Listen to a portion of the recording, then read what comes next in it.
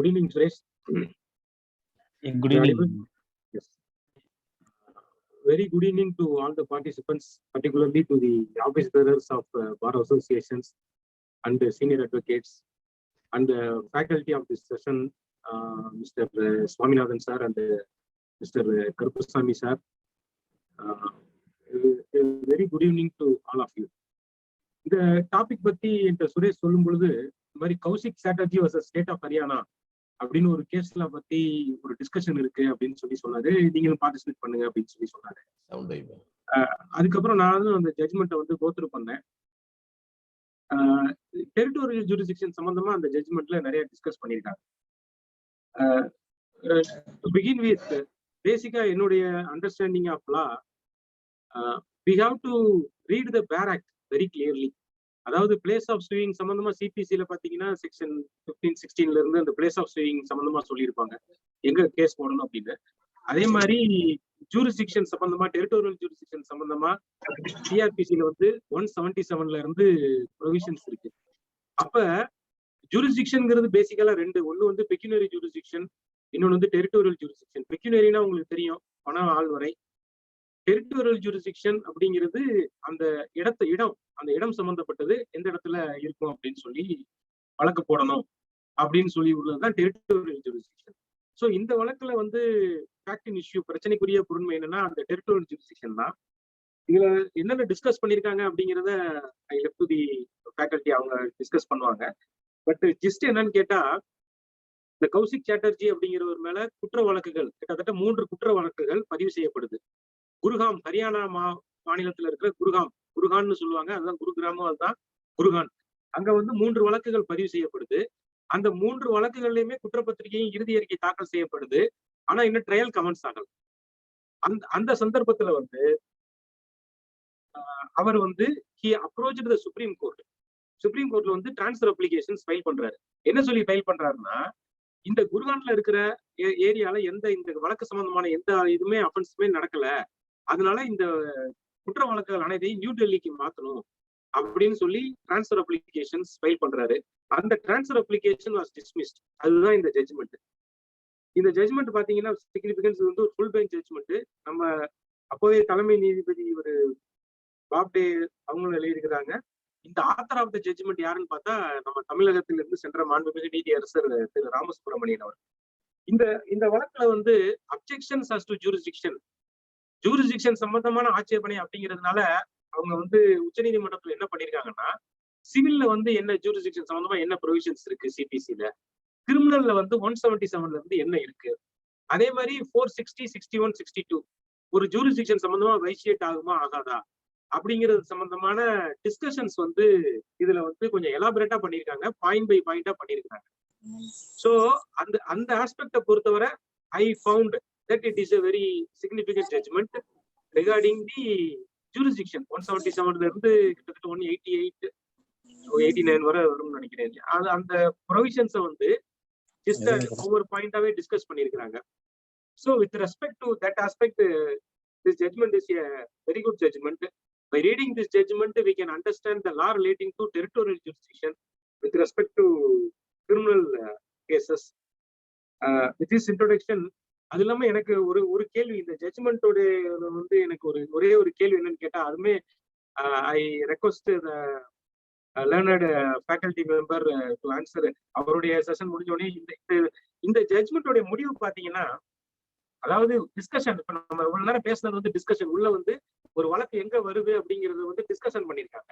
ஆனா இந்த வழக்குடைய முடிவு என்ன சொல்லியிருக்காங்க அப்படின்னா, லாஸ்ட் ரெண்டு few lines அதான் என்ன சொல்லியிருக்காங்கன்னா, as seen from the pleadings, the type of jurisdictional issue raised in the case on hand is one on territorial jurisdiction. At least as of now, the answer to this depends upon facts to be established by evidence. அதாவது evidence comments ஆகணும் அப்படின்னு சொல்லியிருக்காங்க ஒண்ணு. அதே மாதிரி இப்ப என்னுடைய சந்தேகமா தான் கேட்கிறேன். என்னோட கொஸ்டின், ஒரு குற்ற வழக்கிலேயோ அல்லது ஒரு சிவில் வழக்கே எடுத்துங்களேன், ஒரு சூட் இருக்கு, அந்த சூட் வந்து இந்த ஜூரிஸ்டிக்ஷன் கீழே வராது. இப்ப மதுரையில இருக்கிற சப்போர்ட்ல ஒரு சூட் இருக்கு, மதுரையில இந்த ப்ராப்பர்ட்டி மதுரையிலே இல்ல அப்படின்னா, whether that can be decided by way of looking into documents or we have to look into evidence comments ஆகணுமாங்கிறது ஒரு கேள்வி. அதே மாதிரி ஒரு குற்ற வழக்குல இந்த குற்ற வழக்குல வந்து ஜூரிஸ்டிக்ஷன் வந்து குருகிராம்ல வரல, நியூ டெல்லியில தான் வருது அப்படின்னு சொன்னா, ஒரு ஃபைனல் ரிப்போர்ட் கோர்ட் முன்னாடி இருக்கும் பொழுது, மேஜிஸ்ட்ரேட் முன்னாடி கோர்ட் முன்னாடி ஒரு ஃபைனல் ரிப்போர்ட் இருக்கு. அந்த final report is the complete papers after filed after investigation. அந்த ஃபைனல் ரிப்போர்ட்டை வச்சு ஒரு ட்ரையல் ஜட்ஜ் சார்ஜ் ஃப்ரேம் பண்ணலாமா வேணாமா, டிஸ்சார்ஜ் பண்ணலாமா அப்படிங்கறதே டிசைட் பண்ணுவாரு. எந்த எவிடன்ஸ் எடுக்க போறது இல்லை அது வந்து. So final report itself is before the court. Moreover, the court in Gurgaon, இந்த வழக்கை பொறுத்த வரைக்கும் குர்காம்ல இருக்கிற கோர்ட் வந்து கேஸ வந்து took cognizance. Once took cognizance-னா அந்த மேஜிஸ்ட்ரேட் டெரிட்டோரியல் ஜுரிஸ்டிக்ஷன் இருக்கிறதா முடிவு பண்ணிருக்கு. இது இந்த வழக்குல ரேஷியோவா எதை எடுத்துக்கலாம் அப்படிங்கிறதையும் நம்ம சார் சாமிநாதன் சார் கொஞ்சம் எக்ஸ்பிளைன் பண்ணாருன்னா it will be helpful to trial judges like us. So with this introduction, I hand over the session to the learned faculty. Thank you, Suresh. Thank you, sir. Thank you. Now the session. Anna, நீங்க take பண்ணி.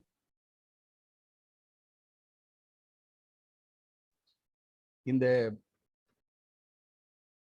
பொங்கல் திருநாளிலும் ஏறத்தாழ மாலை மயங்குகிற நேரம், அந்திவானம் அடிவானத்துக்கு வருகிற நேரம், இந்த நேரத்தில் ஏறத்தாழ 306 பேருக்கு மேல் எங்களோடு பங்கு கொண்டிருக்கிற வழக்கறிஞர்களே, நீதிபதிகளே, அரசு வழக்கறிஞர்களே, உங்கள் அத்தனை பேருக்கும் என்னுடைய இனிமையான மாலை வணக்கங்களை உரித்தாக்கி, முதலில் நான் அன்பெழுமிய கார்வேந்தன் அவர்களுக்கு நன்றி சொல்லி ஆக வேண்டும். எப்படி என்று சொன்னால், என்னுடைய நண்பன் தாராபுரத்தில் மணிவண்ணன் என்னுடைய கல்லூரி தோழன் வழக்கறிஞராக இருக்கிறார். அவருடைய தாய் மாமன் தான் நம்முடைய கார்வேந்தன் அவர்கள். கார்வேந்தன் ஐயா சாருக்கு நினைவு இருக்கும் என்று நினைக்கிறேன். ஒரு 15-20 ஆண்டுகளுக்கு முன்னால் முதலில் அவர் பார் கவுன்சில் தேர்தல் நின்று இருக்கும் போது மன்னார்குடியில் நாங்கள் அவருக்கு எங்களுடைய நண்பனுடைய மாமா என்கிற முறையில் மிக சுறுசுறுப்பாக வேலை செய்தோம். அதன் பின்னர் அவர்தான் எடுத்து வந்து விட்டார் எங்களுடைய நண்பர் சந்திரமோகனை. பின்னாளில் பழனி தொகுதியினுடைய நாடாளுமன்ற உறுப்பினராகவும் அகில இந்திய பார் கவுன்சிலுடைய மெம்பராகவும் எண்ணற்ற பொறுப்புகளை வைத்து தற்போது நம்முடைய பாலாஜி சொன்னது போல பிற்பட்டோர் நல ஆணையத்தினுடைய தலைவராக கொண்டிருக்கிற அமைதியின் திருவுருவாய் இருக்கிற, ஒரு வகையில் மணிவண்ணனுக்கு மாமா என்று சொன்னால் எனக்கு மாமா என்று சொல்லக்கூடிய மரியாதைக்குரிய ஐயா கார்வேந்தன் அவர்களே, உங்களுக்கு என்னுடைய பணிவான வணக்கங்களை உங்களுடைய காலடிக்கு காணிக்க. நன்றி நன்றி நன்றி நன்றி நன்றி. எனக்கு முன்னால் தோக்குரையாற்றிய நீதிபதி பிரேமானந்த் சார் அவர்கள் எண்ணற்ற வினாக்களை இங்கே தொடுத்து சென்றிருக்கிறார். நான் இந்த தலைப்பை தேர்வு செய்வதற்கு ஒரு காரணம் ஒன்று உண்டு. நான் அந்த தலைப்பை ஏன் தேர்வு செய்தேன் என்று பின்னால் வருகிறேன். முதலில் நாங்கள் தேர்வு செய்த தலைப்பு 2021ஆம் ஆண்டில் உள்ள முக்கியமான குற்றவியல் தீர்ப்புகள் என்றுதான் தலைப்பை தேர்வு செய்தோம். அதற்காக நாங்கள் தீர்வு முடிவுகளை படித்துக் கொண்டிருக்கிற நேரத்தில் எனக்கு இந்த தீர்வு முடிவு மிக மிக பிடித்திருந்தது. நான் உடனே என்னுடைய அன்பு தம்பி, எனக்கு பின்னால் கன்க்ளூஷன் பகுதியில் உரை நிகழ்த்திருக்கிற என்னுடைய அன்பு தம்பி, மதுரை உயர் நீதிமன்றத்தினுடைய வழக்கறிஞரும் எண்ணற்ற வழக்குகளில் அமிக்கஸ் கூறியாகவும் செயல்பட்டுக் கொண்டிருக்கிற என்னுடைய அன்பு தம்பி கருப்புசாமி பாண்டியனோட தொடர்பு கொண்டு, நான் இது போல தலைப்பை மாற்றுகிறேன் தம்பி, எனக்கு இந்த தீர்ப்பு பிடித்திருக்கிறது என்று சொன்னவுடன் நான் சொன்ன அதே வார்த்தையை அவரும் சொன்னார். ஆனால் நானும் இந்த தீர்ப்பை படித்து விட்டேன், மிகவும் ரசித்து எழுதியிருக்கிறார் நம்முடைய நீதியரசர் ராமசுப்ரமணியன் என்று சொன்னார். நான் உண்மையிலேயே கருப்பு அவர்கள் சொன்னவுடன் இதுதான் தலைப்பு என்று முடிவு செய்து விட்டேன். இதில் ஏன் சொல்கிறேன் என்று சொன்னால், இதில் எனக்கு மட்டுமல்ல, கருப்புக்கு மட்டுமல்ல, மதுரையில் மூத்த வழக்கறிஞராக பணியாற்றியுள்ள என்னுடைய அன்பு தம்பி கருணாநிதிக்கும் பங்கு உண்டு. ஏனென்று சொன்னால், நாங்கள் இதில் ஒரு சட்ட கருத்தை நிறுவி அவர் ஒரு தீர்ப்பை பெற்றார் மதுரை உயர் நீதிமன்றத்தில். நான் பின்னாளில் அந்த தீர்ப்புக்கெல்லாம் வருகிறேன். அந்த தீர்ப்பை வைத்து நான் சிஜிஎம்க்கு 307 நடத்த அதிகாரம் இல்லை. 307 என்பது காயம் இல்லாவிட்டால் 10 ஆண்டுகள், காயம் இருந்தால் ஆயுள் தண்டனை. குற்றவியல் விசாரணை முறை சட்டத்தில் பிரிவு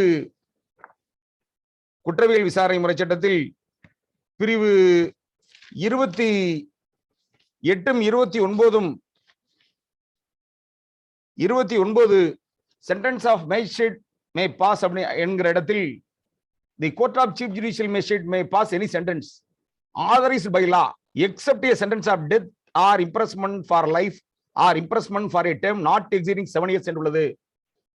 ஆனால் 307வது பிரிவுக்கான வழக்கு காயம் இருந்தால் ஆயுள் தண்டனை என்று உள்ளது. ஆக நீங்கள் சிஜிஎம்க்கு இதில் அதிகாரம் இல்லை என்கிற வாதத்தை மாவட்ட அமர்வு நீதிமன்றத்தில் முன்வைத்தேன்.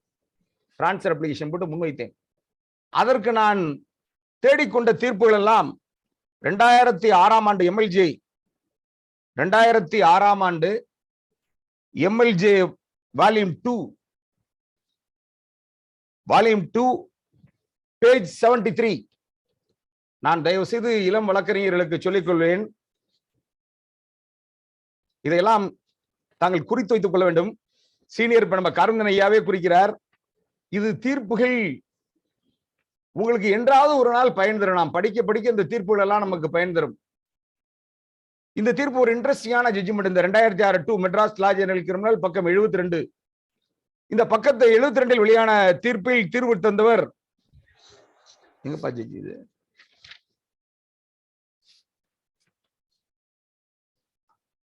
அந்த தீர்ப்பில் principal session judge principal session judge versus state of Tamil Nadu என்கிற வழக்கில் principal session judge versus state of Tamil Nadu என்கிற வழக்கில் ஒரு பண்டுட்ரி என்கிற இடத்தில் ஒரு விசச்சாராய சாவு நடந்துவிடும். இன்னொற்றோர் மாண்டு மணிந்து விடுவார்கள். போர்க்கட்டில் 7 வழக்கு நடக்கும். போர்க்கட்டில் 7 வழக்கு நடக்கும். இதில் என்னவென்று சொன்னால், ஆயுள் தண்டனை கொடுக்கிற வழக்கை அசிஸ்டன்ட் சென்ஸ் எப்படி நடத்தலாம் என்கிற கேள்வி அங்கு வருடாந்திர ஆய்வுக்கு சென்றிருந்த மாவட்ட அமர்வு நீதிபதிக்கு வந்துவிடும். அவருடனே என்ன பண்ணு அவர் கோப்புகளை எடுத்து பார்க்கிற போது அந்த பண்டுட்டில் அந்த எங்க பாருங்க அந்த அங்க இருந்த அரசு வழக்கறிஞர் விசாரணை நடைபெற்றுக் கொண்டிருக்கிற நேரத்தில் ஒரு மனு சமர்ப்பித்திருப்பார். இந்த வழக்கு இந்த நீதிமன்றத்தில் நடத்தக்கூடாது, மாவட்ட அமர்வு நீதிமன்றத்தால் நடத்த வேண்டும். போர்க்கப்டிலே என்பதற்கு ஆயுள் தண்டனை, இதில் நிறைய இறந்திருக்கிறார்கள், நீங்கள் நடத்த அதிகாரம் இல்லை என்று ஒரு மனுவை சமர்ப்பிப்பார். அந்த மனுவை தள்ளுபடி செய்து விடுவார்கள். உடனே மேட்டர் அவர் ஏனோ மேலே செல்லவில்லை, ஆய்வுக்கு சென்ற மாவட்ட நீதிபதி அவர்கள் அந்த கட்டை கோப்பை பார்ப்பார். பார்த்தவுடன் அவருக்கு சட்டத்தில் பொறி தட்டிவிடும். அவர் உடனே சென்னை உயர் நீதிமன்றத்திற்கு ரெஃபரன்ஸ் கேட்டு எழுதுவார். இந்த வழக்குக்கு பேர் principal district judge Cuddalore versus referring officer versus state represent by the public prosecutor high court Madras அப்படின்னு இந்த வழக்குக்கு பேர். அதில் நீதியரசர் எம் ஜெயபால் அவர்கள் மிக தெல்ல தெளிவாக சொல்லிவிடுவார். என்ன சொல்லிவிடுவார்னா, பிரிவு 28, 29, 28, 29, 28 தெளிவாக சொல்லிவிடுகிறது. Assistant session judge 28 subclass 3 and assistant session judge may pass any sentence authorized by law except a sentence of death or imprisonment for life or imprisonment for a term exceeding 10 years. 10 வருஷத்தை தாண்டி அவர் தண்டனை கொடுக்க முடியாதுன்னு சொல்லிடுது. அதனால இந்த வழக்கை விசாரிக்க அந்த சார்பு நீதிபதிக்கு அதிகாரம் இல்லை. எனவே இந்த வழக்கை கடலூர் மாவட்ட அமர்வு நீதிமன்றத்திற்கு மாற்றுகிறேன், ஆனால் அதே சாட்சியத்தை விசாரிக்கலாம் என தீர்ப்பளித்து விடுவார். இந்த ஒரு தீர்ப்பு. அடுத்தது கீழே வச்சிருங்க. 2012 ஆண்டு கிரிமினல் லா ஜர்னல். நான் எதற்காக இந்த தீர்ப்பை தேர்வு செய்தேன் என்பதற்கு நான் இத்தனை தீர்ப்புகளையும் முன்னுதாரணமாக சொல்லிக் கொண்டிருக்கிறேன். நான் இந்த சொல்லுகிற இந்த விஷயம் மிக மிக முக்கியமான விஷயம். ஒரு சட்டத்தில் ஒரு மிகப்பெரிய ஒரு விவாதம் இன்னும் எதிர்காலத்தில் நடைபெறும். 2012 கிரிமினல் ஜெனரல் பக்கம் 47-26, பக்கம் 47-26. இந்த பக்கம் 47-26 பாம்பே உயர்நீதிமன்றம் division bench 2012 criminal journal 47-26 Bombay உயர்நீதிமன்றத்தினுடைய டிவிஷன் பெஞ்ச் இது போன்ற வழக்குகளில் இது போன்ற வழக்குகளில் மாவட்ட அமர்வு நீதிமன்றம் தான் விசாரிக்க வேண்டும், சார்பு நீதிமன்றம் விசாரிக்க அதிகாரம் இல்லை என சொல்லி அதுல ஒரு அற்புதமான கருத்தை பதிவு செய்தார்கள். நான் அந்த கருத்தை படிக்கும்போது உண்மையிலே நான் எதற்காக சட்டத்தை எழுதியவர்கள், சட்ட வல்லுநர்கள் ஒரு சட்டத்தை கொண்டு வருகிறார் என்று சொன்னால் அதை எதற்காக கொண்டு வருகிறார்கள் என்பதனுடைய நோக்கத்தை பார்க்க வேண்டும். அதை அப்படியே பாரா 12 எழுதுவார்கள். நான் அப்படியே படிக்கிறேன், கேளுங்கள். Firstly, it has been seen that what was the intention of the legislature in putting embargo on the power of awarding sentence by the assistant judge.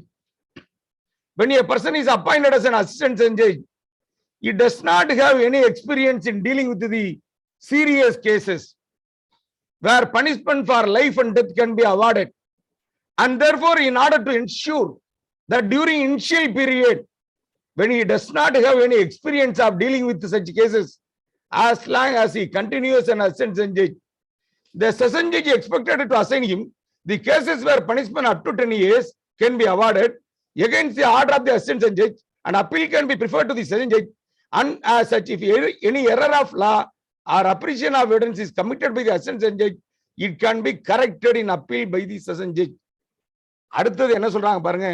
The intention of the legislature also has to be gathered from the fact that the provision similar to section 325 is not incorporated under the statute authorizing the assistant judge to transfer the case to the session judge. நீங்கள் குற்றவியல் நீதிமன்றங்களில் பணியாற்றுகிற வழக்கறிஞர்கள், இளம் வழக்கறிஞர்களுக்கு தெரியும், ஒரு first class நீதிபதி அவர் விசாரிக்கிற வழக்கில் அதிக தண்டனை தர வேண்டும் என்று சொன்னால், 3 ஆண்டுகளுக்கு மேல் தண்டனை தர வேண்டும் என்று சொன்னால், குற்றவியல் விசாரணை முறை சட்டம் 325வது பிரிவின்படி சிஜிஎம்க்கு அனுப்பலாம். ஒன்லி ஃபார் பனிஷ்மெண்ட் முடிவு செய்ய அனுப்பலாம். குற்றவியல் விசாரணை முறை சட்டம் பிரிவு 325 இடம் இருக்கிறது. ஆனால் அன்பு எளிமைய தோழர்களே, குற்றவியல் விசாரணை முறை சட்டம் 225 237 வரைக்கும் நம்ம மாவட்ட அமர்வு நீதி செஷன் ஸ்டைல்ல பார்த்தோம்னா அது மாதிரி ப்ரொசீஜர் இல்லை. இப்ப since the legislature, the reason quite obvious. The reason the legislature therefore did not extend the same power to the assistant judge as is given to the judicial magistrate under section 325. Since the legislature felt that the assistant judge was not equipped to deal with the serious cases where the imprisonment is more than 10 years, the question which therefore needs to be answered, where in the absence of a similar provision like 325, whether it is possible to interpret other provision and read into the power of transferring a case to the session judge. In our view, such a course is not available or permissible, which is evident from the several judgment of the Supreme Court. அப்படின்னு சொல்லி இந்த தீர்ப்புல சொல்லிடுவாங்க. அடுத்தது 2019 ஆண்டில் 6/6/2019 criminal revision MD number 634/2009 இந்த வழக்கினுடைய நீதியரசர் மரியாதைக்குரிய நீதியரசர் GRS ஐயா அவர்கள், GR சுவாமிநாதன் ஐயா அவர்கள், செந்தில் என்றது state inspector of police Pudukkottai என்கிற வழக்கில், அந்த வழக்கில் முன்னிலையாகி நடத்தியவன் என்னுடைய அன்புகளுமே தோழன் கருணாநிதி, மதுரை வழக்கறிஞர், என்னுடைய அன்புகளுமே தோழன் மூத்த வழக்கறிஞர், என்னுடைய அன்புகளுமே தம்பியை போல நான் பாவிக்கக்கூடிய கருணாநிதி தான் அந்த வழக்குல முன்னிலையாகி 304B புதுக்கோட்டையில லைவ் கொடுக்குற கேஸ்ல அவங்க அசிஸ்டன்ட் ஜட்ஜ் நடத்தினது தப்பு அப்படிங்கிற வாதத்தை முன்வைத்து பேசியிருப்பார். இப்ப உங்களுக்கு தெரியும், சிஜிஎம் கண்ணா அசிஸ்டன்ட் ஜட்ஜா சில ஊர்ல பவர் கொடுத்துட்டாங்க.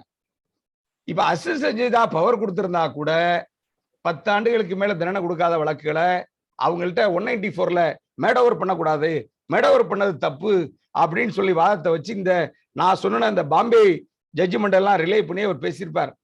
GRS என்ன பண்ணிட்டாரு, அந்த கட்சியை ஒத்துக்கிட்டார். அந்த கட்சியை ஒத்துக்கிட்டு ரீட்ரையல் கொடுத்துட்டார். அந்த கட்சியை ஒத்துக்கிட்டு ரீட்ரையல் கொடுத்துருப்பார் அந்த ஜட்ஜ்மெண்ட். நான் ரீட்ரையல் நினைக்கிறேன், தயவு செய்து பார்த்துக் கொள்ளுங்கள். அதை ஒத்துக்கிட்டார் அந்த கட்சியை. பிற்பாடு அதே ஜிஆர்எஸ்ஐ என்ன பண்ணார், பிற்பாடு 2020 Madras weekly notes criminal, 2020 Madras weekly notes criminal 443 Madurai உயர் நீதிமன்றத்தில் Santhanasamy, Sathya Xavier, Jayarani versus Felix Adaikalaraj and others அப்படிங்கிற ஒரு பேட்ச் கேஸ்ல இதே கருணாநிதி முன்னிலையாகி இந்த மாதிரி வழக்குகளை எல்லாம் நடத்துறது தப்புங்கும் போது அவர் ஏலியர் ஸ்டேண்ட்ல இருந்து மாறுறார். யார்? ஜிஆர்எஸ் மாறுறார். எப்படி மாறுறாருன்னு படிச்சு காமிக்கிற பாருங்க. அவர் என்ன சொல்லுவாரு, நான் வந்து அந்த ஸ்டேண்ட்ல இருந்து மாறி என்ன பண்ணுவாரு, 2017 வந்த district bar association versus civil court பாட்னாங்கிற தீர்ப்பையும் கோர்ட் ஆஃப் செஷன்னா including session judge and also additional or assistant judge, இது நமக்கு மாறுதல் கிடையாது. நம்ம we do agree court of sessions including the assistant judge, we do agree. அந்த தீர்ப்பையும் அடுத்தது புன்னரா வெர்சஸ் ஸ்டேட் ஆஃப் ஏபிங்கிற ஆந்திர பிரதேஷ் ஜட்ஜ்மெண்ட்டையும் மேற்கோள் காட்டி இந்த மாதிரி வந்து நான் பழைய தீர்ப்புல இருந்து என்னுடைய தீர்ப்புல இருந்து மாறுபடுறேன்னு சொல்லி, in fact the court of judicial magistrate may pass sentence of imprisonment not exceeding 3 years, but the facts of the case warrant a higher sentence has to be imposed. It can always forward the papers to the chief judicial magistrate. Thus, the lack of power to award the sentence will not come in the way of trying case itself. They are two different aspects. Therefore, I have no hesitation to reject the contention of the petitioner counsel that the session judge is not having the jurisdiction to try the case for offense under section 307 IPC னு முடிச்சிடுவார். இப்ப அவர் எதை உதாரணம் காமிக்கிறாரு, magistrate அதிக தண்டனை கொடுக்கணும்னா CGM அனுப்பலாங்கிறார். அப்ப 325 சிஆர்பிசில அதுக்குன்னு specific provision இருக்கு. இததான் பாம்பே டிவிஷன் பெஞ்சில சொன்னாங்க. There is no specific provision in the CRPC. ஒரு கேஸ ட்ரையல் நடத்திட்டு தண்டனைக்கு இன்னொரு கோர்ட்டுக்கு அடுத்துறதுக்கு there is no provision in CRPC in session trial. இதை நினைச்சு நாங்கன்னா குழம்பி இருந்த நேரம், என்னடா ஜிஆர்எஸ் ஐயா முதல்ல ஒரு முடிவு சொன்னாரு, அப்புறம் ஒரு முடிவு சொல்லிட்டாரு அப்படின்னு சொல்லி குழம்பி இருந்த நேரம், இந்த நேரத்தில் தான் அருமருந்தாக வந்து உதித்தார். யார் அருமருந்தாக வந்து உதித்தார் என்று சொன்னால், நான் கொஞ்சம் மன்னார்குடி என்று சொல்வதிலே பெருமை அடைவேன்.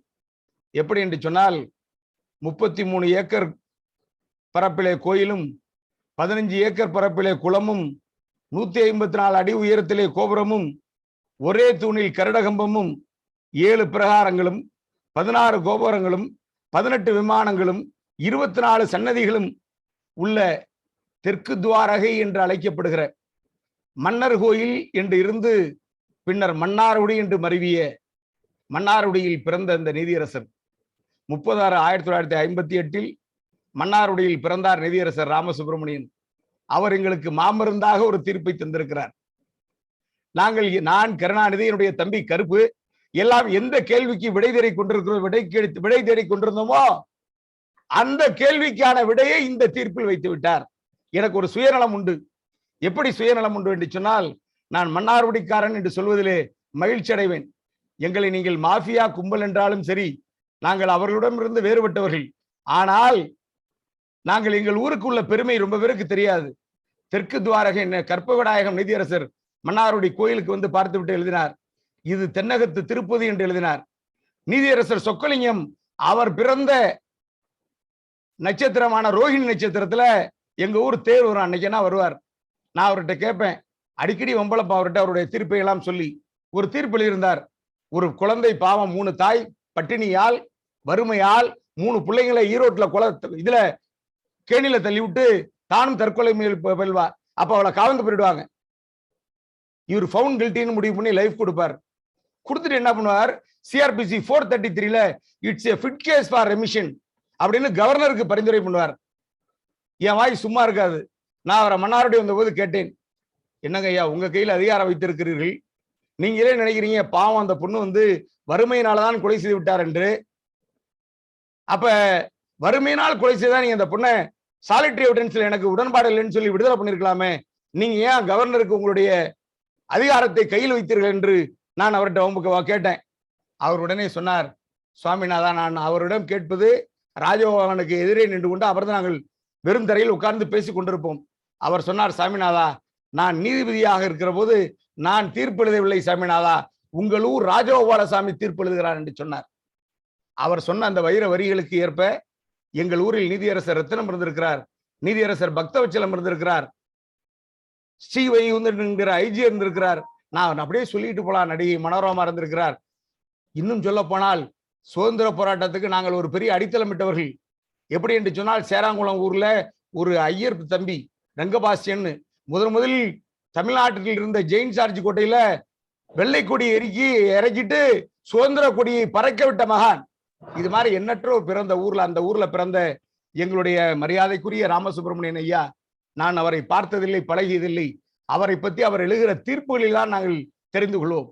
இந்த தீர்ப்புல எப்படி எழுதியிருக்காரு பாருங்க. அவர் என்னென்ன ஆஸ்பெக்டை டிஸ்கஸ் பண்ணியிருக்காருன்னு சொல்றேன்.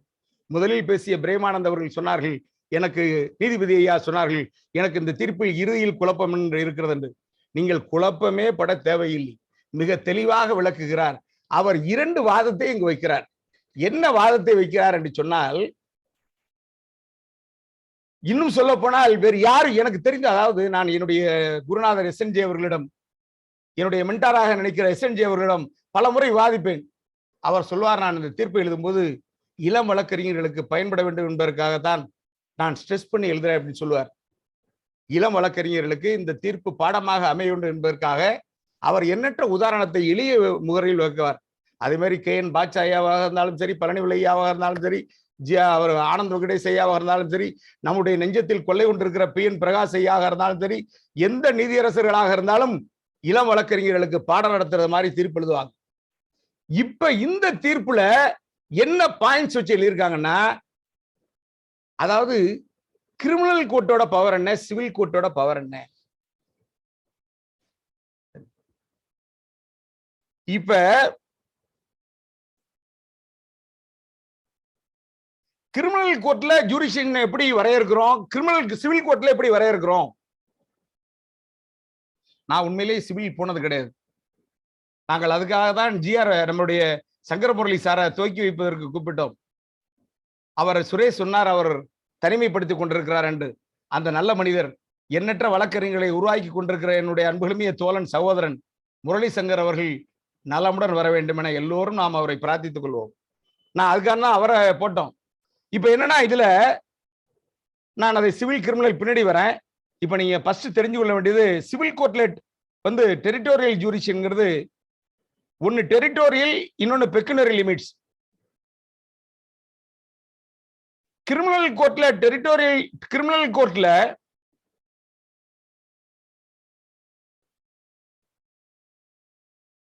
கோர்ட்ல கேசஸ்ல டெரிட்டோரியல் ஜூரிஷன்ங்கிறது ஒன்னு place of commission or of offence.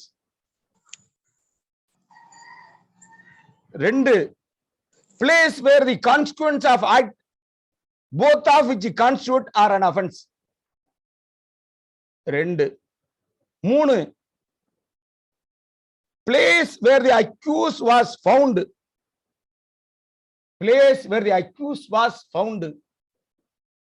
அதாவது கொள்ளைக்கார கும்பல், தக்கு.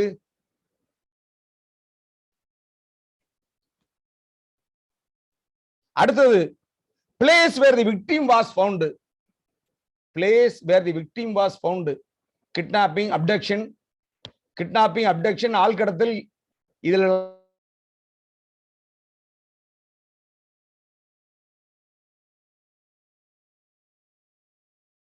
found.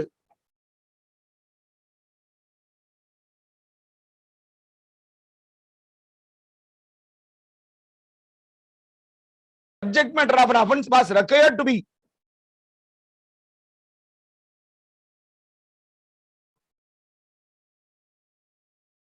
இதை நான் பிரிக்கவில்லை, நம்முடைய நீதியரசர் ராமசுப்ரமணியன் ஐயா பிரிக்கிறார்.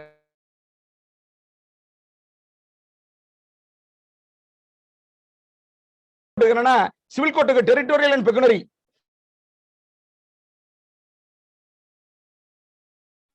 2 அஃபெண்டர், 1 அஃபென்ஸ், 2 அஃபெண்டர். இப்ப நான் ஒரு கேள்வியை முன்வைக்கிறேன், தயவு செய்து நண்பர்கள்.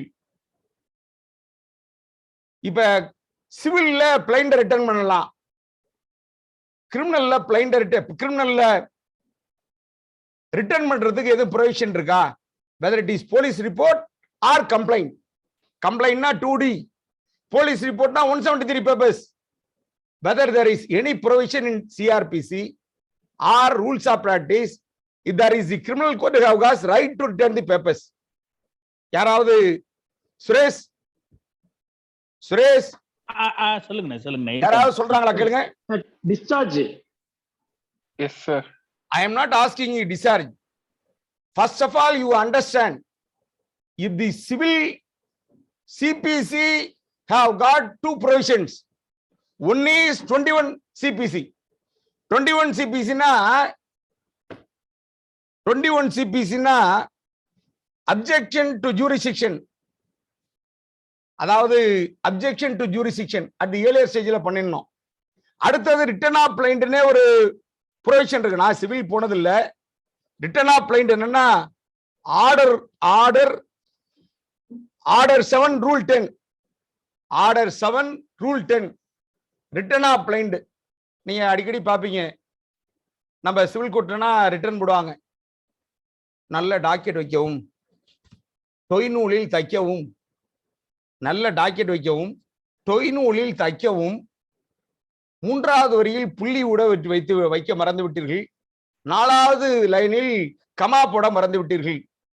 இதையெல்லாம் கூடாதுன்னு சொல்லி நம்முடைய சென்னை உயர்நீதிமன்றத்தினுடைய நிதியரசர் சேசாயி அவர்கள் சிவில்ல ஒரு தீர்ப்பு தந்தா நான் கேள்விப்பட்டேன். ஆனால் நான் படிக்கவில்லை. அருமையாக ஒரு தம்பி போட்டிருக்கிறார், வாழ்த்துகிறேன் அந்த தம்பிய. கிரிமினல் சைட்ல பிரைவேட் கம்ப்ளைண்ட ரிட்டர்ன் பண்றதுக்கு ப்ரொவிஷன் இருக்கு.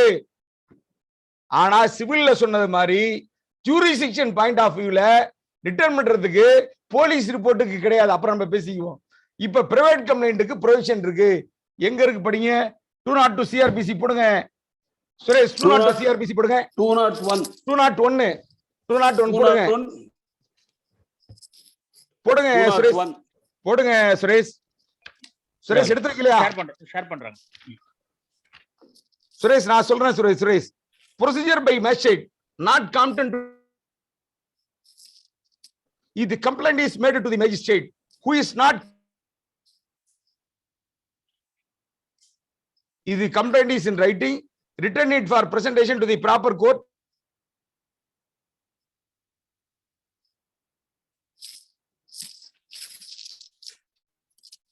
complaint என்னன்னு 2D ல படிச்சு பார்த்தோம்னா ஒருத்தன்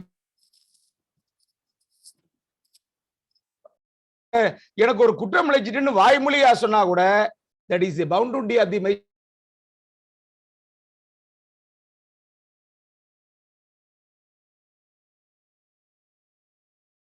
complaint to return the proper court.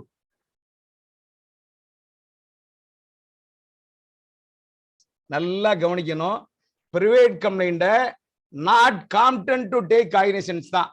நான் முதலில் 10 ஆண்டுகளுக்கு முன்னால் சேலத்தில் போய் வகுப்படுத்திக் கொண்டிருந்தேன். 133 சிஆர்பிசில ஒரு ரிமூவல் ஆஃப் பப்ளிக் நியூசன்ஸ் ஒன்று வரும். சிஆர்பிசி எடுத்துக்கிட்டு இருந்தேன். நான் இன்ட்ரெஸ்டிங்கா சொன்னேன் இந்த 133 ரிமூவல் ஆஃப் பப்ளிக் நியூசன்ஸ்.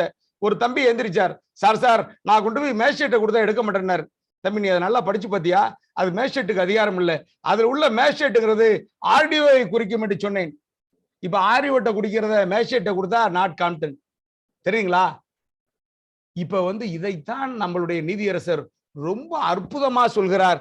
நம்மளுடைய மன்னாருடைய மைந்தன் 3 நீதிபதிகளுடன் இணைந்து வழங்கியிருக்கிறார். தலைமை நீதிபதியாக இருந்த ஏஎஸ் போப்பனா அவர்களுடனும் மற்றும் அவருடன் எஸ் ஏ பாப்டே அவர்களுடனும் ஏஎஸ் போப்பனா அவர்களுடன்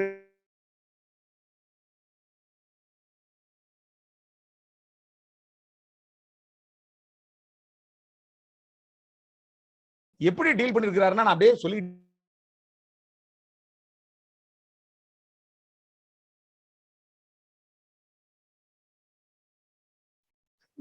குற்றவியல் நீதிமன்றங்களுடைய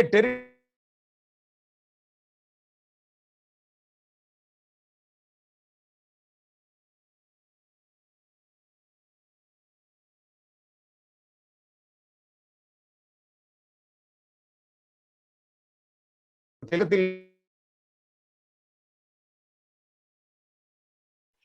voice breaking, sir.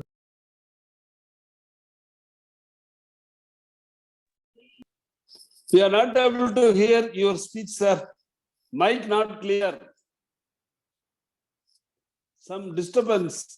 S sir yes sir. ஆனா கொஞ்சம் டிஸ்டர்பன்ஸ் ஆகுது, வாய்ஸ் பிரேக் ஆகுது. Hello, Voice nil. Voice break ஆகுது.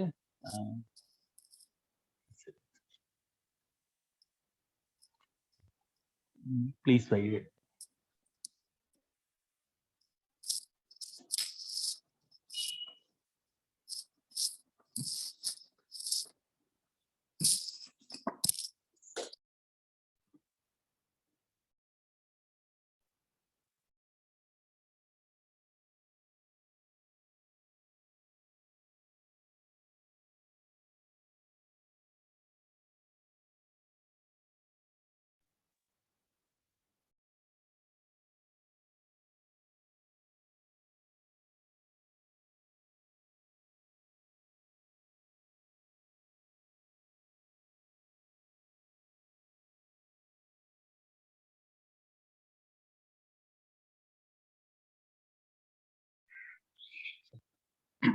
So kindly be online.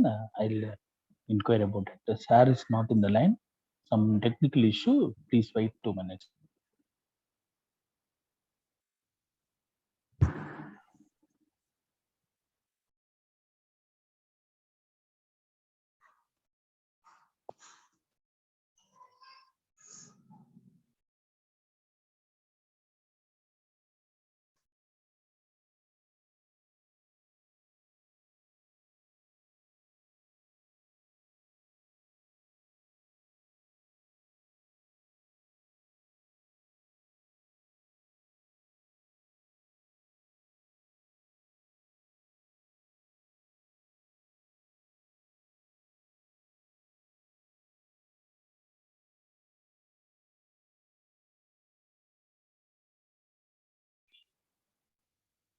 Sir will join with the phone. So some technical issue. So sorry for the interruption.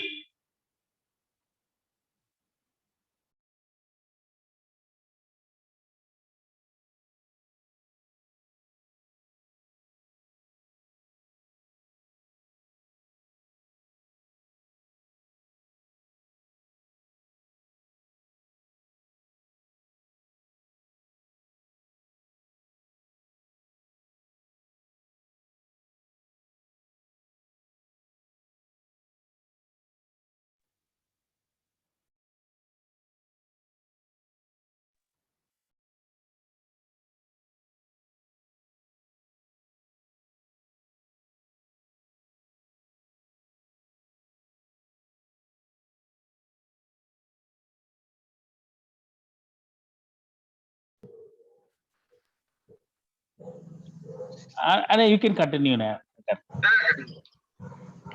நம்ம அன்பழகன் நண்பர்களே, இடைத்தரங்களுக்கு வந்துக்கிறோம். ஏன்னா என்னோட கம்ப்யூட்டர்ல ஏதோ இன்டர்நெட் ப்ராப்ளம், அதனால கனெக்ட் ஆயிடுச்சு. நானும் சுரேஷும் அன்பருமைய சகோதரர்களாக இருந்து கொண்டிருக்கிறோம். நாங்க உதாரணத்தை சொன்னோம்னா, சமீபத்துல ட்ரெண்டிங்கா இருக்கக்கூடிய ஒரு நபர் சொன்ன கொஞ்சம் விஷயத்தை sound. Please raise the sound. Sound. சவுண்டா இருக்கா? சவுண்டா இருக்கா? Sound இல்ல. Sound இல்ல. இன்னும் கொஞ்சம் ரைஸ் பண்ணுங்க. சுரேஷ் சவுண்ட் இல்லையாம்ல சுரேஷ்? ஆனா இப்ப கரெக்டா இருக்கு. கொஞ்சம் பேசுங்கண்ணே. சவுண்டா இருக்கா இப்ப? இருக்குங்க. சவுண்டா இருக்கா? கேக்குது, எங்களுக்கு கேக்குது. அவங்க ஐயா கேட்கலங்கிறாங்க. இல்ல சுரேஷ் சார் கொஞ்சம் ஃபீபிளா தான் சார் இருக்கு வாய்ஸ். இல்ல தம்பி, headset. அருண்குமார் கேன்னு ஒரு நம்பர் இருக்கு. கேக்குதா sir? Yes, I think headphones எடுத்துட்டு கூட கேட்கலாம். இப்ப கேக்குதா?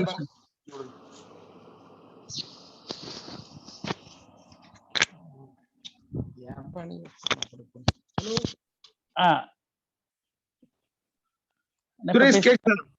நல்லா கேக்குதுண்ணே. கேக்குதா? கேக்குதுண்ணே.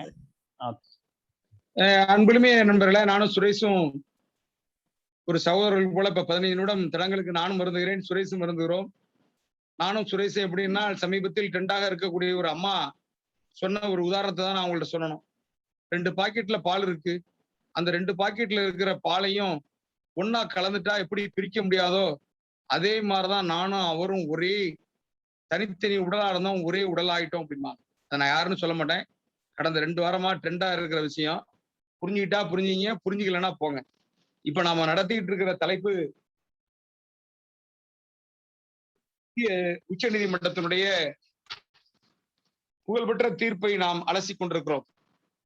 இந்த புகழ்பெற்ற தீர்ப்புல என்ன சொல்றாங்க அப்படின்னா, இந்த புகழ்பெற்ற தீர்ப்புல குற்றவியல் விசாரணை முறை சட்டம் 177 இருந்து 189 வரை அலசி ஆராய்ந்திருக்கிறார். இது என்ன எப்படி சொல்லணும்னா ரொம்ப ஆப்டா அலசி இருக்கிறார். 177 இருந்து 189 பிரிவை அலசி ஆராய்ந்திருக்கிறார். இப்ப அந்த பிரிவை அலசி ஆராய்ந்தவர் மட்டுமில்லாமல் இந்த 179வது பிரிவில் ஏதேனும் ஜூரிஸ்டிக்ஷன் பாயிண்ட் ஆஃப் வியூல கிரிமினல் கோர்ட்ல தப்பு வந்துட்டுனா என்ன பண்றது அப்படின்னு விடை எங்கன்னு கேட்டா குற்றவியல் விசாரணை முறை சட்டம் 460, 461 மிக தெளிவாக சொல்லப்பட்டிருக்கு. 460, 461, 462 தெளிவாக இதுக்கு விடை அந்த 3 செக்ஷன்லயும் இருக்கு அப்படிங்கிறார். அந்த 3 செக்ஷன்லயும் இருக்குங்கிறது மட்டும் இல்ல, அவர் கிரிமினல் கோர்ட் ஜுடிஷியனை 2ஆ பிரிக்கிறார் நீதியரசர்.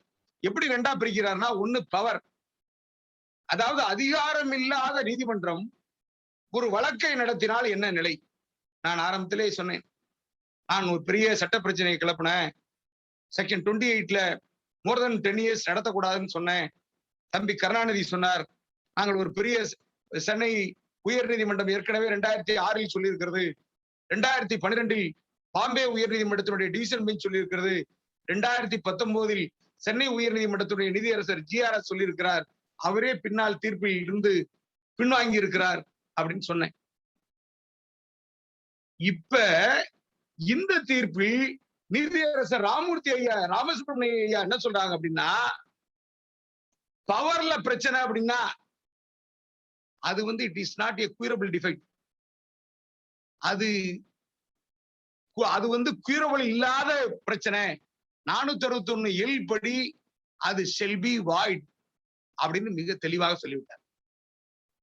நாங்க இதை எதுக்கு இந்த தீர்ப்பை நாங்கள் எடுத்தோம் என்று சொன்னால், இந்த தீர்ப்பை நாங்க ரொம்ப முன்னாடி போக்கஸ் பண்றதுக்கு காரணமே, எதிர்காலத்தில் ஒரு மிகப்பெரிய சட்ட பிரச்சனையாக வரக்கூடிய தீர்ப்பு இந்த தீர்ப்பு.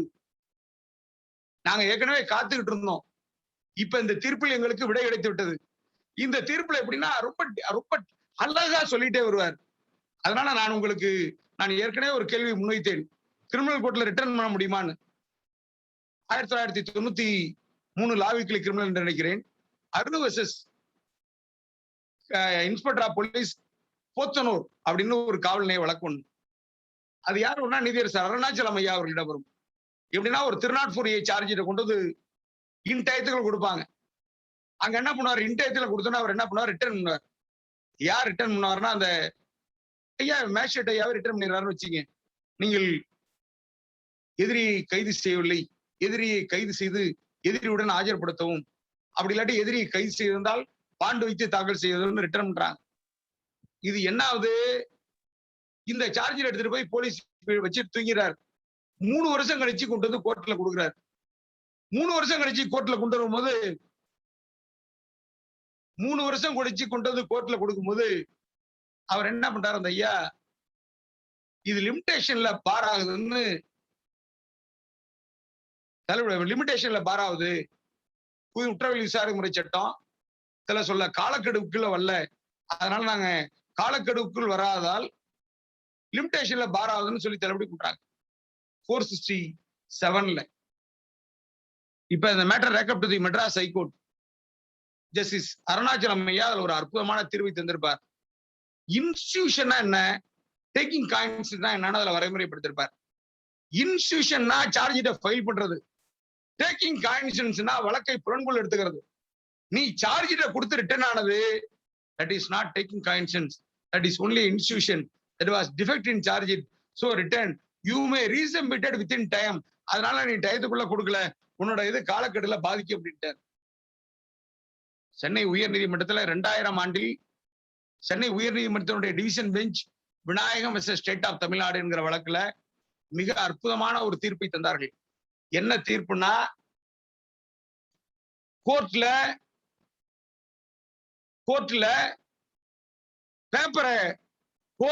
பேப்பரை கொடுத்த உடனே கிரிமினல் கோர்ட்ல whether the police case or whether the private complaint, கோர்ட்ல ஃபர்ஸ்ட் ரவுண்ட் சீல் போடுவாங்க, கோர்ட்ல சீல் போடுவாங்க, டேட் சீல் போடுவாங்க. டேட் சீல் போட்டோடனே the property vested to the court, the property vested to the court. ஸ்டாம்ப்ல ஓட்ட போட்டுட்டா property vested to the court. Criminal கோர்ட்ல கோர்ட்டுக்கு ரிட்டர்ன் பண்றதுக்கு அதிகாரம் கிடையாது 201 சிஆர்பிசியை தவிர. ஆனால் கோர்ட் என்ன பண்ணலாம்னா, பிரைவேட் கம்ப்ளைண்ட் ஃபைல் பண்ணும்போது வயசு அப்பா பேர் எதுனா தவறு இருந்தா ஒரு டேட் பிக்ஸ் பண்ணி அவங்க கோர்ட்லயே திருத்தி கொடுக்கலாம் ஓபன் கோர்ட்ல அப்படின்னு சொல்லி சொன்னாங்க அந்த தீர்ப்புல. பின்னாளில் 2007 ஆண்டில் ஜஸ்டிஸ் ரகுபதி ஐயா ஜீவானந்தம் மிஸ்டர் ஸ்டேட்டுங்கிற வழக்கிலையும் அந்த தீர்ப்பை முன்மொழிந்தார். அதே மாதிரி பண்ணலாம் அப்படின்னார். இப்ப நம்ம சமீபத்தில் இயற்றிய 2019 கிரிமினல் ரூல்ஸ் ஆஃப் பிராக்டிஸ்ல எந்த சார்ஜ் டைமே ரிட்டர்ன் பண்ணக்கூடாதுன்னு சொல்லிட்டு என்ன சொல்றோம்னா, சார்ஜிட்ட வாங்கி வச்சுக்கணும். 25 கிரிமினல் ரூல்ஸ்ல 25 சார்ஜிட்ட வாங்கி வச்சுக்கணும். தவறு இருந்தா போலீஸுக்கு நோட்டீஸ் போடணும். எஸ்பி மூலியமா 3 மாசத்துக்குள்ள அவங்க ரெட்டிஃபை பண்ணி தரணும். போலீஸ் ரெட்டிஃபை பண்ணலன்னா எஸ்பிக்கு நோட்டீஸ் போடணும். எஸ்பியே டைரக்ட் பண்ணி ரெட்டிஃபை பண்ணி தரலன்னா சார்ஜிட்ட கட்டி வச்சிட வேண்டியதுதான். தெரியுதுங்களா? இப்ப நம்ம ரூல்ஸ் ஆஃப் பிராக்டிஸ்ல அதுக்கு ஒரு ரூல் கொண்டு வந்துட்டோம். இப்ப இந்த தீர்ப்புல 177ல என்ன சொல்லுதுன்னா, குற்றம் ஒவ்வொன்றும் எந்த நீதிமன்றத்தின் அதிகார வரம்பிற்குள் செய்யப்பட்டதோ அந்த நீதிமன்றத்தால் விசாரணையும் பரிசீலனையும் செய்யப்பட வேண்டும். இதுதாங்க 177. எந்த நீங்க ஜூரிஸ்டிக்ஷன் என்னன்னு பாத்தீங்கன்னா, நீங்க சிஆர்பிசில 2Jக்கு போனோம். சிஆர்பிசில 2Jக்கு போனீங்கன்னா லோக்கல் ஜூரிஸ்டிக்ஷன் என்னன்னு சொல்லும். இப்ப எந்த நீதிமன்ற அதிகாரத்தின் வரம்பிற்குள் குற்றம் நடக்குதோ அந்த நீதிமன்றத்திலாம் வழக்க ஃபைல் கெடுங்கிறது செக்ஷன் 177. நான் நண்பர்களுமே தம்பிமார்களே, உங்களுக்கெல்லாம் நினைவிருக்கும் என்று நினைக்கிறேன். என்னுடைய தம்பிகளுக்காக நான் சொல்லுகிறேன், மிக முக்கியமான தீர்ப்பு. இந்திய தேசத்தையே புரட்டி போட்ட தீர்ப்பு. இந்திய தேசத்தையே புரட்டி போட்ட தீர்ப்பு. அந்த தீர்ப்பு என்னன்னு சொன்னால்,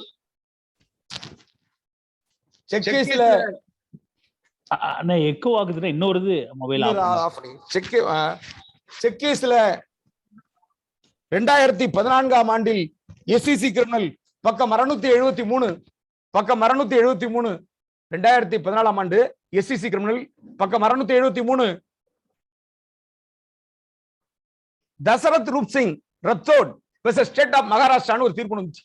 நண்பர்களே, நான் இதை எதற்காக உங்களுக்கு எல்லாம் நினைவூட்டுகிறேன் என்று சொன்னால், 177 பிரிவு என்பது ஒரு சாதாரண பிரிவு அல்ல. எந்த நீதிமன்ற அதிகார வரம்புக்குள் குற்றம் நடக்கிறதோ அங்கதான் விசாரிக்கணும் அப்படின்னு 177ல தி ஆக்ட் சொல்லுது. நம்ம செக் கேஸ்ல அதுக்கு முன்னாடி என்ன பண்ணோம்னா, 1999 ஆண்டு எஸ்சிசி கிரிமினல் பக்கம் 1284 வந்த 1992 ஆண்டு எஸ்சிசி கிரிமினல் பக்கம் 1284 வந்த பாஸ்கரன் வெர்சஸ் சங்கரையா வைத்தியபாலன் என்கிற வழக்கை நம்ம மேற்கோள் காட்டுவோம். என்ன மேற்கோள் காட்டுவோம்னா, அதுல சொல்லுவாங்க 5 காம்பனன்ட்ஸ், 5 நிபந்தனைகள். 1 டிராயிங் ஆஃப் தி செக், எங்க செக் வரைகிறோமோ அங்க. 2 presentation of the cheque to the bank, எந்த பேங்க்ல கலெக்ஷன் போடுறோமோ அங்க. 3 returning of the cheque unpaid drawing bank, எந்த பேங்க்ல இருந்து பணம் இல்லைன்னு திரும்பி வருதோ அங்க. 4 giving notice in writing to the drawer of the cheque demanding payment of the cheque amount, எங்கிருந்து நோட்டீஸ் அனுப்புறோமோ அங்க. 5 failure of the drawer to make the payment within 15 days of the receipt of the same. இந்த 5ல எங்க வேணாலும் cause of action arise ஆகுதுங்கிற தீர்ப்பு தான் நான் 1999 சொன்ன எஸ்சிசி கிரிமினல் பக்கம் 1284 வெளியான பாஸ்கரன் வெர்சஸ் சங்கரன் வைத்தியபாலன். இந்த தீர்ப்பு அப்படியே என்ன பண்ணாங்க, 2014 எஸ்சிசி கிரிமினல் பேஜ் 673ல பேஜ் 673ல ரொம்ப அற்புதமா வச்சாங்க. என்ன வச்சாங்கன்னா, அந்த கேஸ் பேரு நான் ஆரம்பத்திலேயே சொல்லிட்டேன், தசரத் ரூபத் சிங் வெர்சஸ் அனதர். இது எப்படின்னா triple benches, TS Thakur, Vikramjit Sen and C Nagappan. இதுலயும் நம்ம தமிழ்நாட்டினுடைய நீதியரசர் ஐயா நாகப்பன் இருந்திருக்கிறார். என்ன சொன்னாங்க அப்படின்னா, once the cause of action accused to the complainant, the jurisdiction of the try the case will be determined by the reference to the place where the check is dishonored. எங்க வாதி பேங்க்ல போட்டு டிசானர் ஆகுதோ அந்த இடத்துல காஸ்ட் ஆஃப் ஆக்ஷன் அரைஸ் ஆகுதுன்னு சொன்னாங்க.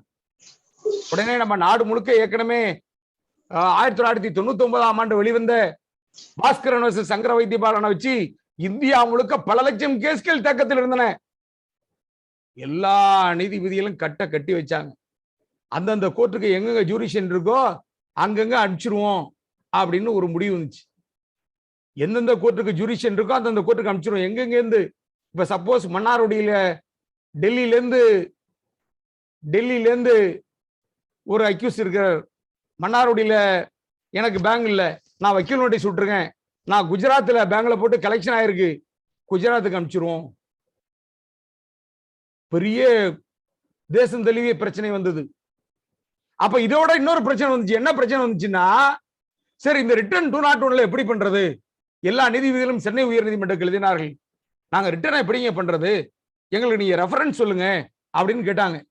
சென்னை உயர்நீதிமன்றம் நீதியரசர் மரியாதைக்குரிய என்னுடைய நெஞ்சுமையிலும் சிட்டி செல்வம் ஐயா அவர்களுடைய தலைமையில 3 பேர் கொண்ட ஒரு அமர்வை அமைத்தது. அந்த 3 பேர் கொண்ட அமர்வு என்ன சொன்னிச்சுன்னா, நீ எல்லாத்துலயும் ஒரு காப்பி செராக்ஸ் எடுத்துக்க, எல்லாத்துலயும் ஒரு காப்பி செராக்ஸ் எடுத்துக்க, ஒரு காப்பி 2 காப்பி செராக்ஸ் எடு, ஒரு காப்பியை உன் கையில வச்சுக்க, ஒரு காப்பியை அக்யூஸ் கையில கொடு. ஒரிஜினலா எந்த கோர்ட்டு சொல்றாங்களோ அந்த கோர்ட்டுக்கு ரிஜிஸ்டர் போஸ்ட் வித் அக்னாலஜ்மென்ட் தபால்ல அனுப்பிச்சு விட்டுருங்க, பிரச்சனையே வேண்டான்னு சொல்லி ரெஃபரன்ஸ் கொடுத்தாங்க. உடனே இந்திய பாராளுமன்றம் அவசரமாக கூடியது.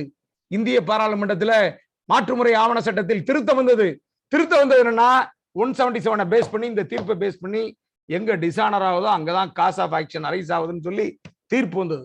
நான் இதை எதற்காக சொல்கிறேன் என்று சொன்னால், இளம் வழக்கறிஞர்கள் தம்பிகள் எல்லாம் தெரிந்து கொள்ள வேண்டும் என்பதற்காக சொல்லுகிறேன். நான் இப்ப ஒவ்வொரு பிரிவா சொல்லிட்டு வரேன். இந்த பிரிவுகளை எல்லாம் ராமசுப்ரமணியன் ஐயா அவர், நீதியரசர் ராமசுப்ரமணியன் ஐயா அவர்கள் அப்படியே தெளிவா எழுதியிருக்கிறார் அந்த தீர்ப்புல. இப்ப நம்ம நான் ஏன்னா, நான் தமிழில் உங்களுக்கு ஒவ்வொரு பிரிவா சொல்லிட்டு வரேன். பிரிவு 178 பல்வேறு வட்டார பகுதிகளில் எந்த பகுதியில் குற்றம் நடைபெற்றது, குற்றம் ஒன்று செய்யப்பட்டது என்பது நிச்சயம் இல்லாத போது, அன்சர்டைன், அல்லது குற்றத்தின் ஒரு பகுதி ஒரு வட்டார எல்லைக்குள்ளும் மற்றொன்று இன்னொன்றிலும் செய்யப்படும் இடத்து, அல்லது குற்றம் ஒன்று தொடர்ச்சியான குற்றமாக இருந்து ஒன்றுக்கு மேற்பட்ட வட்டார பகுதிகளில் தொடர்ந்து செய்யப்படும் இடத்து, அல்லது அது வெவ்வேறு வட்டார பகுதிகளில் செய்யப்பட்ட பல செய்கைகளை கொண்டதாக இருக்கும் இடத்து, அது அத்தகைய வட்டார பகுதிகளில் எதிரின் மீதும் அதிகாரம் கொண்டுள்ள ஒரு நீதிமன்றத்தால் பரிசீலனை அல்லது விசாரணை செய்யப்படலாம். தயவு செய்து நான் இதை எதுக்கான்னு சொல்றேன்னா, இளம் வழக்கறிஞர்கள் நீங்க என்ன நல்ல வக்கீலா வரணும்னா சிஆர்பிசிய மனப்பாடமா வச்சுக்கணும். எந்தெந்த பிரிவு நீங்க எவ்வளவு சிஆர்பிசியில ப்ரொசீஜர்லால கிரிமினல் ரூல்ஸ் ஆஃப் பிராக்டிஸ்ல தயாராகிறீங்களோ தானாகவே உங்களுக்கு சட்டம் வசப்படும். இப்ப நான் சொல்ற அந்த 178 பாருங்க, எப்படி இந்த 178 பிரிவுக்கு ஒரு தீர்ப்பு சொல்றேன் குறிச்சிங்க. 178வது பிரிவுக்கு நான் ஒரு உச்ச நீதிமன்றத்தினுடைய தீர்ப்பு சொல்றேன் குறிச்சிங்க. இந்த பாருங்க, 179க்கு ஒரு உச்ச நீதிமன்றம் சொன்ன குறிச்சிங்க. 178க்கு 2014 6வது வால்யூம் எஸ்சிசி கிரிமினல் பக்கம் 719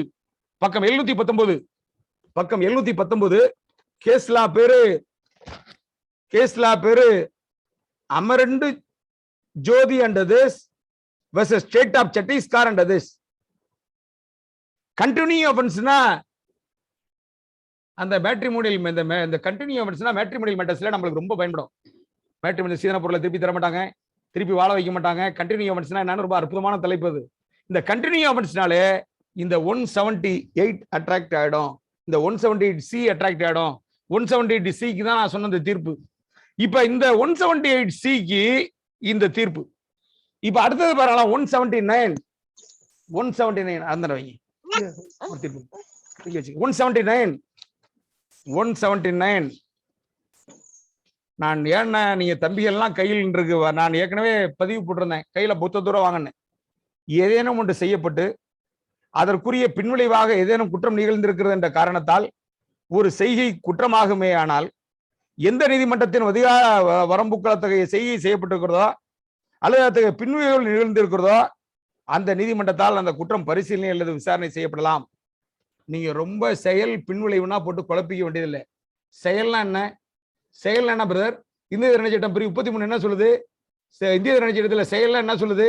செயல் என்றால் விடுகையும் செயல்தான். தெரியுங்களா? விடுகையும் செயல்தான். இப்ப நீங்க வந்து புரிஞ்சு படிக்கணும். என்சியூனா பின்விளைவு. ரொம்ப சிம்பிளா நான் ஒரு உதாரணம் சொல்றேன். இது சட்டத்துலனா இல்ல. இப்ப டெல்லியில ஒருத்தன் குண்டு தயார் பண்றான். டெல்லியில ஒருத்தன் குண்டு தயார் பண்ணி சென்னையில கொண்டு வந்து அந்த குண்டை வெடிக்க வர்றான். இப்ப குண்டு தயாரிச்ச இடம் டெல்லி, குண்டு தயாரிச்சதனுடைய பின்விளைவாக வெடித்த இடம் சென்னை. சென்னையிலையும் கேஸ் போடலாம், டெல்லியிலையும் கேஸ் போடலாம். நான் எதுக்கான தம்பிகளுக்கு இந்த மாதிரி உதாரணம் நீங்களே நினைச்சு பாருங்க. ஒவ்வொரு உதாரணத்துக்கு நீங்க நினைச்சு பாத்தீங்கன்னா மறக்கவே மறக்காது. அடுத்தது பாருங்களேன், 180. ஒரு செயலியானது குற்றமாகவும் இருக்கின்ற வேறொரு செய்கையோடு உள்ள தொடர்பு காரணமாக அல்லது செய்பவர் குற்றம் ஒன்றை செய்யும் சட்டத்தகுதி உடையவராக இருந்திருப்பின் ஒரு குற்றமாக கருதப்படும் வேறொரு செய்கையோடு உள்ள தொடர்பு காரணமாகவே குற்றமாகுமேயானால் அந்த குற்றம் எந்த நீதிமன்றத்தின் வட்டார அதிகார வரம்பிற்குள் அவரு செயல்களில் ஏதேனும் ஒன்று செய்யப்பட்டதோ அந்த நீதிமன்றத்தால் பரிசீலனை அல்லது விசாரணை செய்யப்படலாம். இப்ப பாருங்க 179 படிங்க. 179 180 என்ன பண்றது? Place of trial where act is an offense by reason of relation to other offense. இருக்கு. யாராவது ஒரு உதாரணம் சொல்லுங்க. யாராவது ஒரு உதாரணம் சொல்லுங்களேன். சும்மா ஒன்றும் பிரச்சனை இல்லை. ஒரு பெரிய மேட்டர்ல யாராவது ஒருத்தங்க இதுக்கு ஒரு உதாரணம் சொல்லுங்களேன். உதாரணம் சொல்லுங்களேன். Place of trial where act is an offense by reason of relation to other offense. சரி. இப்ப அடுத்தது 180. இப்ப அடுத்தது நம்ம 181 மிக மிக முக்கியமான பிரிவு. இப்ப place of trial in certain offences. நான் நல்லா படிச்சுட்டே வரேன், கேட்டே வாங்க. கொலைக்கார கூட்டத்தை சேர்ந்த தக்கராக இருப்பது அல்லது அத்தகையவரால் செய்யப்பட்ட கொலை, கூட்டுக்கொள்ளை, கொலையுடன் செய்யப்பட்ட கூட்டுக்கொள்ளை, கூட்டுக்கொள்ளைக்காரர்களின் கும்பலை சேர்ந்திருப்பது அல்லது காவலிலிருந்து தப்பியோடுவது ஆகிய குற்றங்களில் எதுவும் எந்த நீதிமன்றத்தின் வட்டார அதிகார வரம்புக்குள்ள குற்றம் செய்யப்பட்டதோ அல்லது எதிரி எங்கே காணப்படுகிறாரோ அந்த நீதிமன்றத்தின் பரிசீலனை அல்லது விசாரணை செய்யப்படலாம். நல்லா கவனிக்கணும். அஃபென்ஸ் நடந்த இடம், அக்யூஸ் எங்க இருக்கானா அங்க. நம்ம ஏற்கனவே சொன்னோம் என்னென்ன கிரிமினல் கோர்ட்ல டெரிட்டோரியல் ஜூரிடிக்ஷன் எப்படின்னு அக்யூஸ் கண்டுபிடிக்கிற இடமும். அடுத்தது பாருங்க, பிள்ளை பிடித்தல் அல்லது ஆள் கடத்தல் ஆகிய குற்றங்களில் எதுவும் அவ்வாறு பிடிக்கப்பட்டவர் அல்லது கடத்தப்பட்டவர் எந்த நீதிமன்றத்தின் வட்டார அதிகார வரம்புக்குள் இட்டு செல்லப்பட்டாரோ அல்லது மறைத்து வைக்கப்பட்டாரோ அல்லது அடைத்து வைக்கப்பட்டாரோ அந்த நீதிமன்றத்தால் அல்லது விசாரணை செய்யப்படலாம். இப்போ ஒரு ஆளை கடத்துறாங்க. நானே இப்ப மதுரையிலிருந்து சுரேஷை கடத்திடுறேன். கடத்தி கொண்டது மன்னார்குடியில் அடைச்சு வைக்கிறேன். மன்னார்குடியில் அடைச்சு வச்சதுக்கு பட்ட நான் மதுரையிலேருந்து திருச்சி வழியா தஞ்சாவூர் வழியா மன்னார்குடி வரேன். இதான் இட்டு செல்லப்படுவது. மறைச்சு வைக்கிற இடம் மன்னார்குடி அல்லது அடைச்சு வைக்கிற இடம் மன்னார்குடி. இப்ப மன்னார்குடியிலையும் கேஸ் போடலாம், மதுரையிலையும் கேஸ் போடலாம், திருச்சியிலையும் கேஸ் போடலாம், தஞ்சாவூர்லையும் இட்டு செல்லப்பட்ட இடம் கார்ல நான் வந்த இடத்துல கேஸ் போடலாம். இதான் தம்பிகளா ரொம்ப ஈஸி. இந்த பிரிவு எனக்கு எப்படி கை கொடுத்துச்சுன்னா, நான் ரொம்ப ஜூனியரா இருந்தேன். எங்க ஊர்ல 100 டிராவல்ஸ்னு ஒண்ணு உண்டு மன்னார்குடியில. அந்த 100 டிராவல்ஸ்ல ரொம்ப அழகா கார் வச்சிருப்பாங்க. சவர்லைட் எல்லாம் புது கார் வாங்கி வைப்பாங்க. அந்த தம்பி பொள்ளாச்சியில இருந்து தம்பி வந்து என்ன பண்றாங்க, மன்னார்குடி பஸ் ஸ்டாண்ட்ல அந்த கார் நிறுத்தப்பட்டிருக்கு. காரை வாடகைக்கு கேட்கறாங்க. காரை வாடகைக்கு கேட்கறாங்க. வாடகைக்கு கேட்டு என்ன பண்றாங்க, காரை எடுத்துக்கிட்டு எங்க போகணும்னு கேட்கறாங்கன்னா, எங்க தஞ்சை மாவட்டம், ஒருங்கிணைந்த தஞ்சை மாவட்டத்துல குரு ஸ்தலம் 7 நவக்கிரக ஸ்தலம் இருக்கு. 7 9 நவக்கிரக ஸ்தலம் இருக்கு. இந்த நவக்கிரக ஸ்தலத்துக்குன்னா ஆலங்குடி இப்படியே போயிட்டு வருவோம் அப்படின்ட்டாங்க. அவர் எல்லாத்தையும் கும்பிட்டுட்டு திங்கள் செவ்வாய் புதன் இதெல்லாம் கும்பிட்டுட்டு குரு எல்லாத்தையும் பார்த்துட்டு சனீஸ்வரனை காரைக்காலில் பார்த்துட்டு இப்படியே வராங்க. நேராக வந்தவங்க என்ன பண்றாங்க, தஞ்சாவூர் போய் தஞ்சாவூர்லேருந்து நைட் ஆயிடுது, ஒருத்தநாடு ரூட்டுக்கு போயிட்டே இருக்காங்க. திடீர்னு டிரைவர் காலம்பரை பிடிச்சி, எங்க ஊர் மன்னார்குடி தான், நாங்கள் எல்லாரோடையும் பாசமா பழகிடுவோமே, நல்லதும் செய்வோம் கெட்டதும் செய்வோம், போனா விட்டு போகுது. நாங்க பழகணும்னு என்ன பண்ணிட்டோம், அந்த டிரைவருங்க அந்த தம்பிகளை நம்பிடுறோம். ஒரு 4 பேர் கார்ல வராங்க. நாங்க அவங்கள்ட்ட சொல்றோம், அவங்க எங்களை கூப்பிடுறாங்க. தஞ்சாவூருக்கும் ஒரத்த நாட்டுக்கு இடையில ஒரு கிராமத்துல நிப்பாட்டிக்கிட்டு, வாங்க தம்பி, அந்தாண்ட ஒரு மேடும் மரம் இருக்கு, அங்க போய் உட்காந்து ஒரு 10 நிமிஷம் பேசிட்டு ட்ரிங்க்ஸ் பண்ணிட்டு வருவோம், நீங்க வந்து எங்களுக்கு உதவி பண்ணுங்கிறாங்க. அந்த தம்பியும் டிரைவர்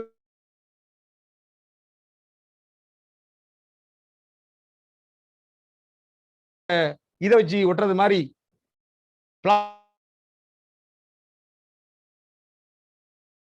கட்டிட்டாங்க நைட்ல. அவனை பாவம் கட்டுற டைம் 9:30 10 மணி இருக்கும். ஒரு தண்ணி இல்ல, ரோட்டுக்கும் அதுக்கும் 2 கிலோமீட்டர் தூரம் இருக்கும். அவன் அப்படியே இருக்கிறான். விடிய காலம்பரம் தான் அவன் ஒரு ஆடு மேய்க்கிற சிறுவன் போய் பார்த்துட்டு, என்னடா தம்பி யாரோ ஒருத்தன் மயங்கி கிடக்குறான்னு ஊர்ல வந்து சொல்லி ஊருக்காரனா போய் எழுப்பி கேட்டா, ஐயா அந்த மாதிரி நான் கார்ல வந்தேன், நவக்கிரகத்துக்கு போகணும்னு வந்தாங்க, எனக்கே கிரகமா முடிஞ்சு போச்சுன்னு சொல்லி ஓனருக்கு தகவல் சொல்லி, நான் ஓனர்னா மன்னார்குடி போயிட்டு அவரை எங்க ஊர் பையனாச்சு, எங்களுக்கு வேண்டியப்பட்ட நண்பருடைய பையனாச்சுன்னு போனோம். போய் பார்த்தா அந்த மாதிரி ஆயிடுச்சு. அப்போ ஒரு அருமையான ஆய்வாளர் இருந்தார், நல்லா படிச்சது சட்டம் சொல்ற ஆய்வாளர். இப்போ ரொம்ப தம்பிங்க சொல்றாங்க, நான் அன்னைக்கு கூட ஒரு வீடியோ பார்த்தேன், நாங்கள் காவல் நிலையத்திலேயே ஆர்கியூ பண்ண முடியும், காவல் நிலையத்தில் ஆர்கியூ பண்ணாம எங்க ஆர்கியூ பண்றதுனாங்க. நம்ம காவல் நிலையத்துல ஆர்கியூ பண்ண முடியாது. we can argue the matter only in the court. Police ஸ்டேஷனுக்கு போறதோட போகாம இருக்கிறது இந்த காலத்துல நல்லது. ஏன்னா நமக்கு மரியாதைகள்லாம் கிடைக்கும் நாங்க எதிர்பார்க்கவே முடியாது. ஏன்னா அவங்க எல்லாம் சர்வாதிகள் போறையும் நம்ம எல்லாம் அவங்களுடைய சேவல் கூலிகள் மாதிரி ஆயிட்டோம் அந்த காலத்துல. இப்ப என்ன பண்றாங்க, அந்த அந்த காவல் ஆய்வாளர் ரொம்ப நல்ல மனுஷன். அந்த நல்ல மனுஷன் என்ன பண்ணாரு, என்கிட்ட கேட்டார், தம்பி சாமிநாதன் வந்து நான் வழக்கு போடணும், என்ன வழக்கு போடுறதுக்குன்னு. இது வந்து நீங்க ஒரத்தநாட்டுல சாமிநாதன் போடணும், ஒரத்தநாடு ஜூரிஷன்ல வருது, மன்னார்குடி ஜூரிஷன் எங்க வருதுன்னாரு. சார் நீங்க பாருங்க சார், 191(2) பாருங்க சார், ஆளை அப்டேட் பண்ணியிருக்கான், காரை கடத்திருக்கான், நீங்க எங்க வேணாலும் போடலாம் சார்னு 181(2) படிச்சு காமிச்சேன். நான் வந்து அவர்கிட்ட அப்ப வந்து நெட்டும் கிடையாது ஒன்றும் கிடையாது, அவர் கையில வச்சு இந்த ஹேண்ட் புக் அவர் ஆஃபீஸ்லேயே படிச்சு காமிச்சேன். வெரி குட் சாமிநாதன் அப்படின்ட்டு சொல்லிட்டு என்ன பண்ணாரு, கேஸ் இமீடியட்டா ரெஜிஸ்டர் பண்ணாரு. அக்யூஸ் எல்லாம் பொள்ளாச்சியில மாட்டிட்டானுங்க. ஒரு 10-15 கார் அவங்கள்ட்ட ரெக்கவரி ஆனிச்சு. ஏன்னா ஒரு ப்ரொவிஷன் தெரிஞ்சாதான் we can deal the criminal matters. நல்லா கவனிக்கணும். இல்லையா போயா நீ போய் ஒரத்தநாட்டுல குடியா,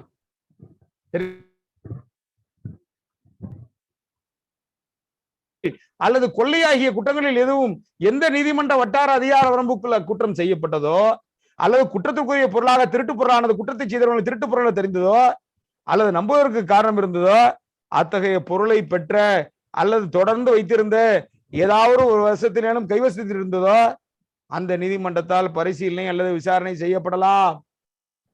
இப்ப திருடிடுறான், திருச்சி ஜுவல்லரியை அடிச்சு உடைக்கிறான், அந்த நகை என்ன எடுத்துட்டு வந்து எங்க மன்னார்குடி கம்மாள தெருல வித்துறான், கம்மாள தெருல ஈனக்கிரியத்துக்கு வித்துறான். எங்க ஆள அதை தெரிஞ்சே வாங்குறான், திருட்டு பொருள்னு தெரிந்து அந்த பொருளை வாங்கி வச்சிருக்கிறான். இப்ப எங்க கேஸ் போடலாம், எங்க சுவாமி கேஸ் போடலாம், திருடுற இடத்துலையும் கேஸ் போடலாம், திருட்டு பொருளை வச்சிருந்த இடத்துலையும் கேஸ் போடலாம். தெரியுங்களா, திருட்டு பொருளை நம்புவதற்கு காரணம் இருந்து அந்த பொருளை பெற்றால தொடர்ந்து வைத்திருந்த இடத்துல போடலாம். அடுத்தது நீங்க ரொம்ப நல்லா பார்க்கணும், கையாடல் குற்றம் அல்லது நம்பிக்கை மோசடி குற்றம் ஆகிய குற்றங்களில் எதுவும் எந்த நீதிமன்றத்தின் வட்டார அதிகார வரம்புக்குள்ள குற்றம் செய்யப்பட்டதோ, அந்த குற்றத்திற்குரிய பொருளாக உள்ள சொத்தின் பகுதி ஏதேனும் எதிரியால் பெறப்பட்டதோ, அல்லது தொடர்ந்து வைக்கப்பட்டதோ, அல்லது திருப்பி அனுப்புமாறு அல்லது கணக்கு காட்டுமாறு கோரப்பட்டுள்ளதோ, அந்த நீதிமன்றத்தால் பரிசீலனை விசாரணை செய்யப்படலாம். 5, திருட்டு பொருளை கைவசத்தில் வைத்திருப்பது உள்ளடங்கலான குற்றம் எதுவும் எந்த நீதிமன்ற வட்டார வரம்புக்குள்ள குற்றம் செய்யப்பட்டதோ, திருட்டு பொருள் தெரிந்தே அல்லது ஒரு கைவசத்தில் அத்தகைய திருட்டு பொருள் இருந்ததோ, அந்த நீதிமன்ற உங்களுக்கு உபயோகப்படுமாங்கிறதுக்கான அந்த ரூலிங் என்ன குறிச்சிருக்கேன், அப்படியே தயவு செஞ்சு குறிச்சிட்டே வாங்க. இப்ப நம்ம பார்த்தது 182, இப்ப நம்ம பார்த்தது 182. 182க்கு சப்கிளாஸ் 2க்கு 2007 11 SCC page 633 Vishwanath Gupta versus state of Uttarakhand. State of Uttarakhand இதுல என்ன சொல்லுவாங்கன்னா 364A ரேன்சம்ல உள்ள 3 இன்கிரிடியன்ட்ல இது வராது, அதனால 181(2) வராது அப்படின்னு சொல்லி டிசைட் பண்ணுவாங்க. அடுத்தது 2001 9 பார்ட் SCC 432 CBI வர்சஸ்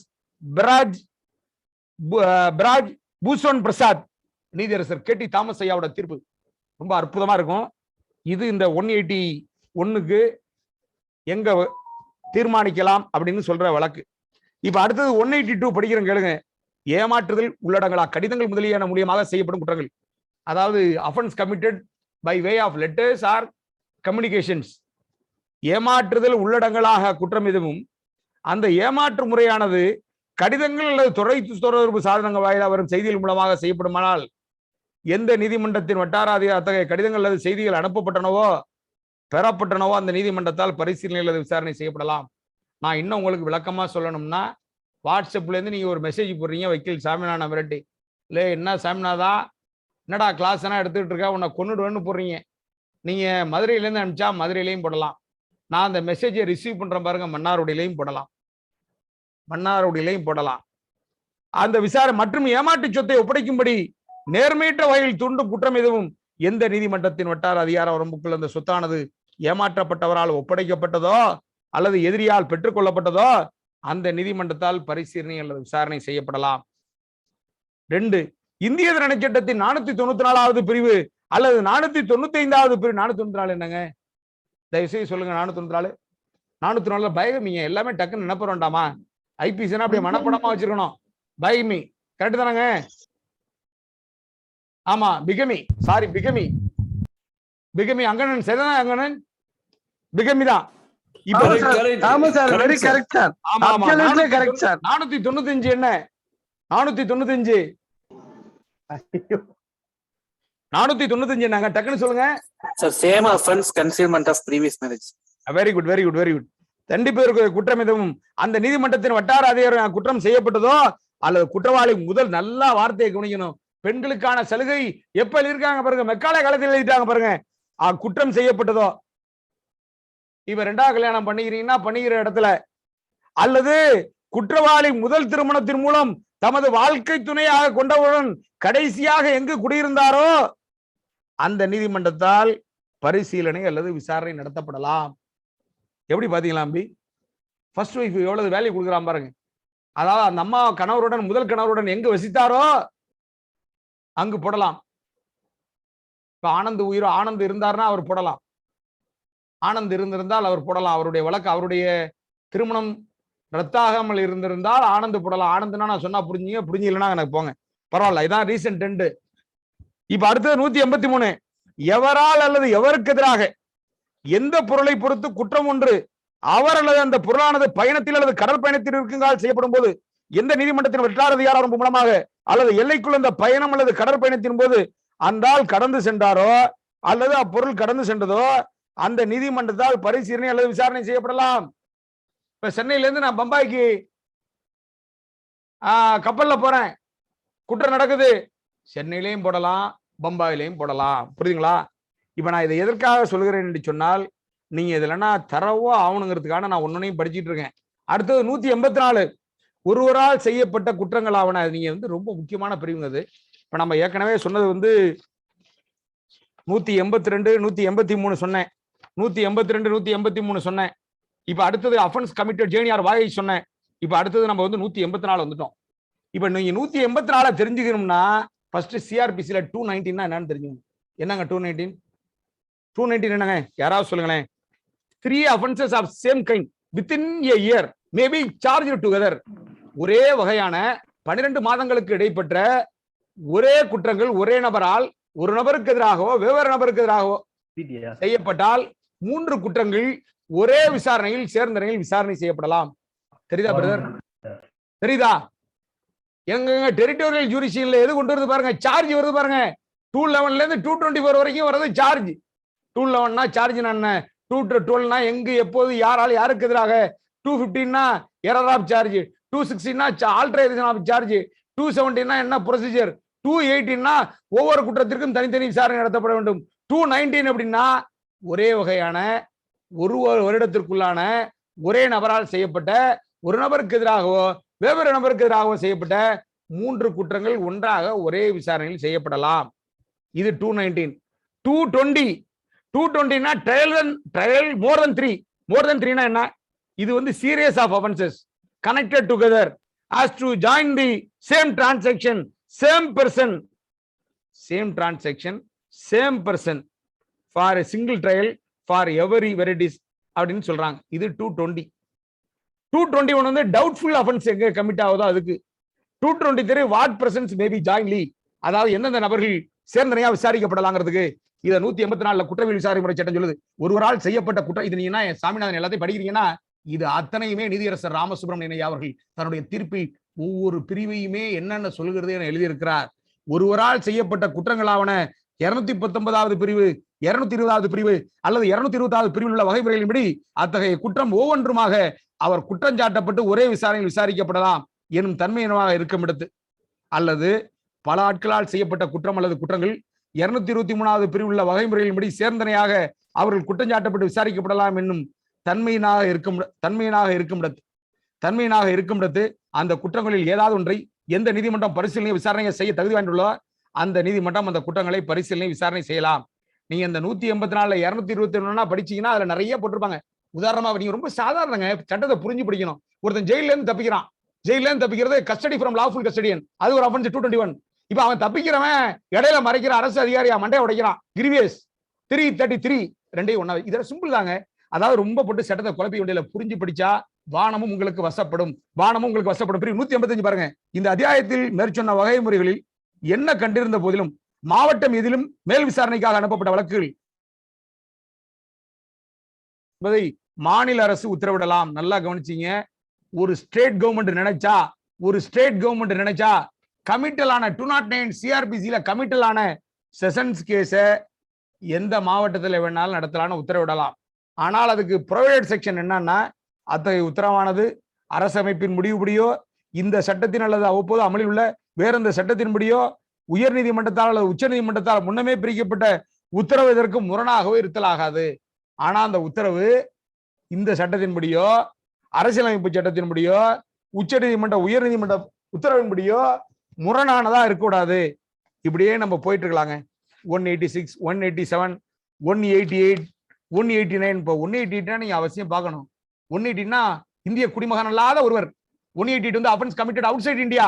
அதாவது இந்திய குடிமகன் வெளிநாட்டுல பண்ணா என்ன, இந்திய குடிமகன் அல்லாதவன் வெளிநாட்டுல பண்ணா என்ன, ஏர்கிராப்ட்ல எனி ஷிப்ல பண்ணா என்ன. ரொம்ப அற்புதமான பிரிவுகள். இதெல்லாம் நீங்க அவசியம் தெரிஞ்சுக்கணும். 180 ரெசிப்ட் ஆஃப் எவிடன்ஸ். இப்ப ஐயா எங்க வந்துடுறாருன்னா இதை அப்படியே முடிக்கிறார். இதை அப்படியே முடிச்சுட்டு எங்க வர்றாருன்னா, நான் ஆரம்பத்திலேயே சொன்னது போல 177 இருந்து 185 வரைக்கும் உள்ள பிரிவுகளுக்கு பிரச்சனைனா எங்க போகணும் அப்படின்னா, அப்படியே நீங்க குற்றவியல் விசாரணை முறை சட்டம் 460 எடுத்துங்க. 460க்கு வாங்க. 460 நான் சொன்னபடியே இன்னொரு 15-20 நிமிஷத்துல முடிச்சிருவேன். 460க்கு வாங்க, தயவு செய்து 460க்கு வாங்க. யாராவது 460 படிங்க, போடுங்க சுரேஷ்.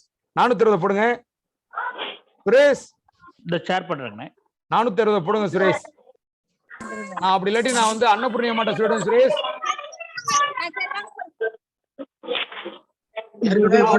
அப்படி இப்ப நான் படிக்கிறேன் கேட்டுங்க தம்பிகளா, எல்லாம் தயவு செய்து எல்லாம் படிங்க. நீங்க வந்து இதெல்லாம் இளம் வழக்கறிஞர்கள் தெரிந்து கொள்ள வேண்டும்.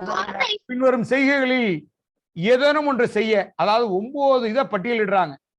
நடவடிக்கைகளை விழலாகாத முறைகேடுகள், அதாவது irregularities can be cured. என்னென்ன படிக்கிறேன் கேட்டுங்க. 9 பட்டியலிடுறாங்க. என்னென்னு படிங்க. 1, 94வது பிரிவின்படி சோதனை கட்டளை ஒன்றை பிறப்பிக்க, குற்றம் ஒன்றை புலனாய்வு செய்ய காவல்துறைக்கு 185வது பிரிவின்படி கட்டளையிட. இப்போ ஒரு மேஜிஸ்ட்ரேட்டோட ஜூரிஸ்டிக்ஷன்ல நான் காக்னைசபிள் ஆஃபென்ஸ் நடக்கல. இப்ப எங்க ஊர் பக்கத்துல மன்னார்குடி இருக்கு, நீடாமலம் இருக்கு, 10 கிலோமீட்டர்ல. இப்ப மன்னார்குடிக்கு நீடாமலத்துக்கும் இடையில ஒருத்தன் குற்றம் பண்ணிடுறான். அது நீடாமலம் ஜூரிஸ்டிக்ஷன் ஆயிடுது. மன்னார்குடி கோர்ட்ல வந்து மன்னார்குடி தாலுகா போலீஸ்ல ஒரு கேஸை போட்டு எங்கள்கிட்ட கேஸை போடாம அந்த மனுவை வாங்கி வச்சு 185வது 2வது பிரிவுல பர்மிஷன் கேட்டு எங்க மேஜிஸ்ட்ரேட் கொடுத்துறாரு. அதான் கைதை தவிர நீங்க பாக்கி எல்லாம் பண்ணலாம் அப்படின்ட்டு. இப்ப அந்த மாதிரி கொடுத்துட்டா அது விரலாகுமானா விரலாகாது. இப்ப அடுத்தது பாருங்க, 176வது பிரிவுப்படி பிரேத விசாரணை நடத்த, இன்குவெஸ்ட் 176ல நடக்கிற பிரேத விசாரணை. அடுத்தது, தம் வட்டார அதிகார வரம்புக்குள் வெளியே குற்றம் ஒன்றை செய்துவிட்டு தம் அதிகார வரம்புக்குள் இருக்கின்ற ஒருவரை கைது செய்வதற்காக 187வது பிரிவின்படி நீதிமுறை கட்டளையை பிறப்பிக்க. அடுத்தது 190வது பிரிவின் 1வது உட்பிரிவு டேக்கிங் காக்னிசன்ஸ். அடுத்தது கூறு அல்லது கூறின்படி குற்றமொன்றை விசாரணைக்கு எடுத்துக்கொள்ள. எது அந்த 190 ஆனாவில் ஆவணா பிரிவின்படி 192வது பிரிவின் 2வது உட்பிரிவின்படி வழக்கொன்றை மாற்றி வைக்க. அடுத்தது பாருங்க 306வது பிரிவின்படி மன்னிப்பளிக்க. 410 நல்லா கவனிக்கணும். இதுல என்ன சொல்லியிருக்குன்னா டெண்டரா பேடன் 2 இருக்கு. ஒன்னு 306, இன்னொன்னு 307. 306 எப்படின்னா அப்பன்னா கமிட்டல் ஆகிறதுக்கு முன்னாடி ஒரு ப்ரொசீஜர் இருந்துச்சு. என்னன்னா கீழ்கோர்ட்ல விசாரிச்சு ஒரு ட்ரையல் நடத்தி பண்ணுவாங்க. இப்ப 209ல இட் அப்பியர்ஸ்ங்கிற வார்த்தையை வச்சு அதை 1973 கோர்ட்ல க்ளோஸ் பண்ணாங்க. அப்ப அவங்க டெண்டரா பேட்டர்ன் கொடுக்க முடியாது. அது கமிட் பண்ணதுக்கு அப்புறம் செஞ்சு கோர்ட் தான் கொடுக்கலாம். இப்ப 306வது பிரிவின்படி மன்னிப்பளிக்க. 410வது பிரிவின்படி வழக்கொன்றை மீண்டும் தெரிவித்து தாமே விசாரிக்க. 458வது 450வது சொத்தை விற்பனை செய்ய. சட்டத்தினால் அதிகாரம் அளிக்கப்படாத நடிகர் எவரும் அச்செய்கையை தவறாக நல்லத்துடன் செய்வாரேயானால் அவரது நடவடிக்கைகள் அவர் அவ்வாறு அதிகாரம் அளிக்கப்படவில்லை என்றாலும் ஆதாரத்தின் பேரில் மட்டுமே நீக்கப்படுதல் ஆகாது. இந்த 9 நடவடிக்கையில ஒரு அதிகாரமற்ற நீதிபதி செஞ்சாலுமே it will be cured. It is only irregularities. It will not vitiate the proceedings. இப்ப அடுத்தது படிக்கிறேன் 17 ஐட்டம் இருக்கு. நடவடிக்கைகள் விழலாக்கு முறையீடுகள். இது it cannot be cured. இதற்கான சட்டத்தால் அதிகாரம் அளிக்கப்படாத நடுவரவரேனும் கீழ்கண்ட எதையேனும் செய்வாரேயானால் அவரது நடவடிக்கைகள் விழலாகிவிடும். அதாவது 83வது பிரிவின்படி சொத்தை ஜப்தி செய்து விற்பனை செய்கிறார். அஞ்சலக அல்லது தந்தி அதிகாரியின் பாதுகாப்புள்ள பத்திரம், அஞ்சல் கட்டளை வேறு பொருளுக்காக சோதனை கட்டளை பிறப்பிக்கிறார். பெறுவதற்கான ஜாமீன் கோருகிறார். நன்னடத்தைக்கான ஜாமீன் கோருகிறார். நன்னடத்தையிலிருந்து வருவதற்கு சட்டப்படி கட்டப்பட்டுள்ள ஒருவரை விட்டு விடுகிறார். அமைதி பெறுவதற்கான பத்திரம் ஒன்றை ரத்து செய்கிறார். ஜீவனாசனத்திற்கான கட்டளை ஒன்றை பிறப்பிக்கிறார்.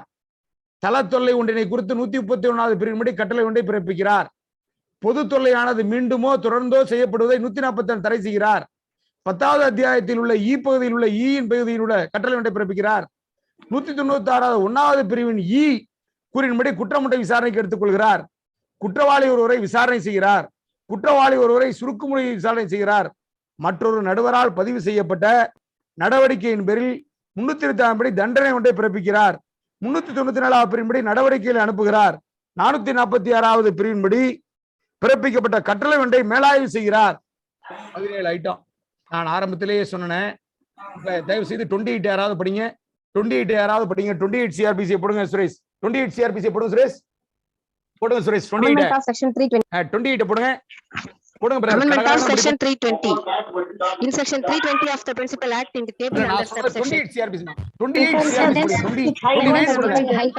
350 courts may pass Any sentence authorized by law except a sentence of death or imprisonment for life or imprisonment for a term exceeding 7 years. CJM 28(3) என்ன? An assistant judge may pass any sentence authorized by law except a sentence of death or imprisonment life or imprisonment at exceeding 10 years. 10 ஆண்டுகளுக்கு மேல. இப்ப நீங்க இதை நான் சொன்ன இந்த 307 கணக்கு பண்ணுங்க. 307 எடுத்து போடுங்க. 307 ஐபிசி போடுங்க. டிவைன் இன் 2 பார்ட்ஸ் எடுத்து போடுங்க. 307 டிவைன் இன் 2 பார்ட்ஸ் எடுத்து போடுங்க. 307 ஐபிசி போடுங்க சுரேஷ். இந்த ரூலிங் எடு சீக்கிரம் எடுத்து போடுங்க சுரேஷ். 307 ஐபிசி இருக்கா? அப்ப சொல்லிடுறேன் வேணா உடனே எடுத்து போடுவாங்க. 307 டிவைன் இன் 2 பார்ட்ஸ். ஃபர்ஸ்ட் பார்ட்ல 10 இயர்ஸ். ஃபர்ஸ்ட் பார்ட் 10 இயர்ஸ் என்னன்னா காயம் இல்லாட்டி. செகண்ட் பார்ட்ல லைஃப். காயம் இருந்தா லைஃப். இப்ப லைஃப் தண்டனை கொடுக்கறத 29ல பார் இருக்கு. சிஜிஎம்க்கு சப்போர்ட்டுக்கு அனுப்பலாமா? பாருங்க பாருங்க பாருங்க பாருங்க பிரதர். நம்ம சொல்றது நான் சொல்றது முடிவல்ல. எனக்கு மேல எத்தனையோ பேர் இருக்காங்க. இந்த முடிவு மாற்றப்படலாம். ஆனா இந்த நீதியரசர் ராமசுப்ரமணியா கொடுத்த தீர்ப்புப்படி பவர் இல்லாத நீதிபதி நடத்தினா அந்த பவர் இல்லாத நீதிபதி அதிகாரம் எங்க? சட்டத்துல 28 and 29 தான் அதிகாரம் கொடுக்குது. 28 and 29 தான் அதிகாரம் கொடுக்குது. சிஆர்பிசில உள்ள 194 வந்து மாவட்ட அமர்வு நீதிமன்றம் தன்னுடைய வழக்குகளை பணி நிமித்தம் காரணமாக வேறொரு உதவி அமர்வு நீதிமன்றத்திற்கு மாற்றலாம் மறுக்கவில்லை. ஆனால் எந்த வழக்குன்னா 10 ஆண்டுக்கு கீழே தண்டனை உள்ள வழக்க நீங்க அனுப்பணும். 307ஐயோ 304B அனுப்புறது தப்புங்கிறது எங்களுடைய வாதம். எங்களுடைய வாதத்திற்கு வலு சேர்க்கிற வகையில் தான் நீதியரசர் எந்தெந்த இடத்துல இந்த தீர்ப்புல சொன்னாருங்கிறத உங்களுக்கு படிச்சு காமிக்கிறேன். இப்ப நீங்க பாத்துட்டீங்க 307 பாத்துட்டீங்க. அப்படியே 461 எல்லுக்கு வாங்க. 461 எல்லுக்கு வாங்க. 461 எல்லுக்கு வாங்க. 461 சிஆர்பிசி போடுங்க சுரேஷ். கொஞ்சம் குயிக்கா சுரேஷ். 461 எல்லுக்கு வாங்க. rise and offender, sir. அது முன்னாடி 361 முன்னாடி 461 முன்னாடி பாருங்க. If any magistrate not being empowered by law in this behalf does any of the following things, namely L and tries an offender. கடைசில என்ன போட்டுருக்காப்ல? He is proceeding shall be void. கரெக்ட்டா? He is proceeding shall be void. போட்டுருக்கா பாருங்க. அடியில வாங்க. Tries an offender கீழ வாங்க. கீழ வாங்க. Sir, his proceeding shall be void. கீழ என்ன போட்டுருக்கு? He is proceeding shall be void போட்டுருக்கா? Shall be void. Void, ரைட்டுங்க. இப்ப கீழ என்ன போட்டுருக்கு? 462 proceeding in wrong place.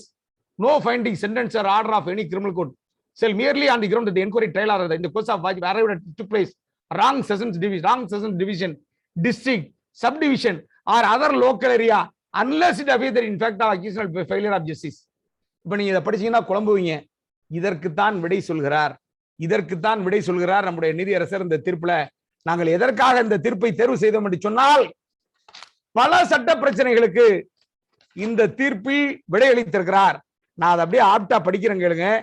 நீங்க எல்லாரும் இது வந்து 2 புக்ல ரிப்போர்ட் ஆயிருக்கு.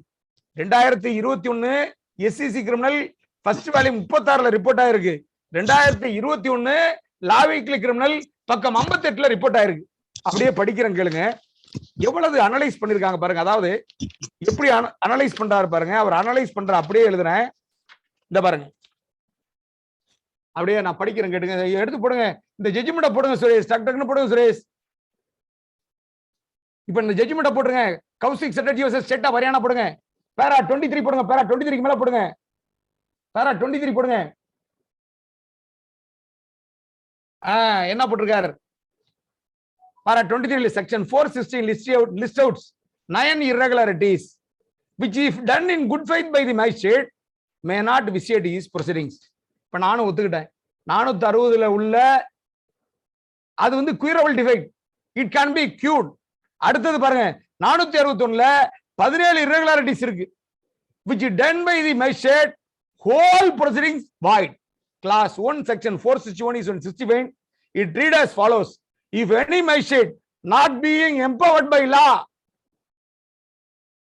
அசிஸ்டன்ட் செஞ்ச 10 வருஷத்துக்கு மேல உள்ள வழக்குகளை விசாரிக்கிறதுக்கு சிஆர்பிசில எங்க இருக்கிற அதிகாரம்? empowered by law in this behalf does any of the following things, namely L tries an offender, his proceedings shall be void. அடுத்த பாரால எழுதுறாரு பாருங்க. Then comes section 462 which saves the proceedings that have taken place in a wrong session division or district or local area, but the subject to the condition that no failure of justice is occasioned on account of mistake. Section 462 read as follows: a accuracy reading of section 461L and section 461 given impression that there is some incongruity. இதுக்கு என்ன அர்த்தம்னா பொருத்தமின்மை. Under class L of section 461, if a magistrate not being empowered by law to try an offender wrongly tries him, his proceedings shall be void. His proceedings shall be void. A proceeding which is void under section 461 cannot be saved by 462 CRPC. Cannot be saved by 462 CRPC. The focus class 1 of section 461 is an offender and not the offense. நல்ல வார்த்தையை கவனிக்கணும். 461 is on the offender and not the offense. If class L had used the words tries an offense rather than the words tries an offender, the consequence might have been different. It is significant to note that section 460, which lists out 9 irregularities that would not vitiate the proceedings, uses the word offense in 3 places, namely 460 தூக்குங்களா 460 போடுங்களா BDE 460 BDE 460 does not use the word offender. On contrary to section 461 uses the word offense only once, namely in the class A, but uses the word offender twice, namely in the class L and M. Therefore, it is clear that if an offender is tried by a magistrate not empowered by law in the behalf, his proceedings shall be void under section 461 and 462. Does not make the principle contained therein to have force notwithstanding anything contained in 461. Section 26 of the code divides in 2 categories, namely offences under IPC, offences under any other special law. In so far class under IPC are concerned, class A of section 26, that they may be tried, that they may be concerned that they are tried by high court or court of session any other court. இது அப்படியே சொல்லிட்டு வராரு பாருங்க. அடுத்தது ஒரு தீர்ப்பு எழுதுறாரு. 1964ஆம் ஆண்டில் இந்திய உச்ச நீதிமன்றம் சொன்ன உத்தர்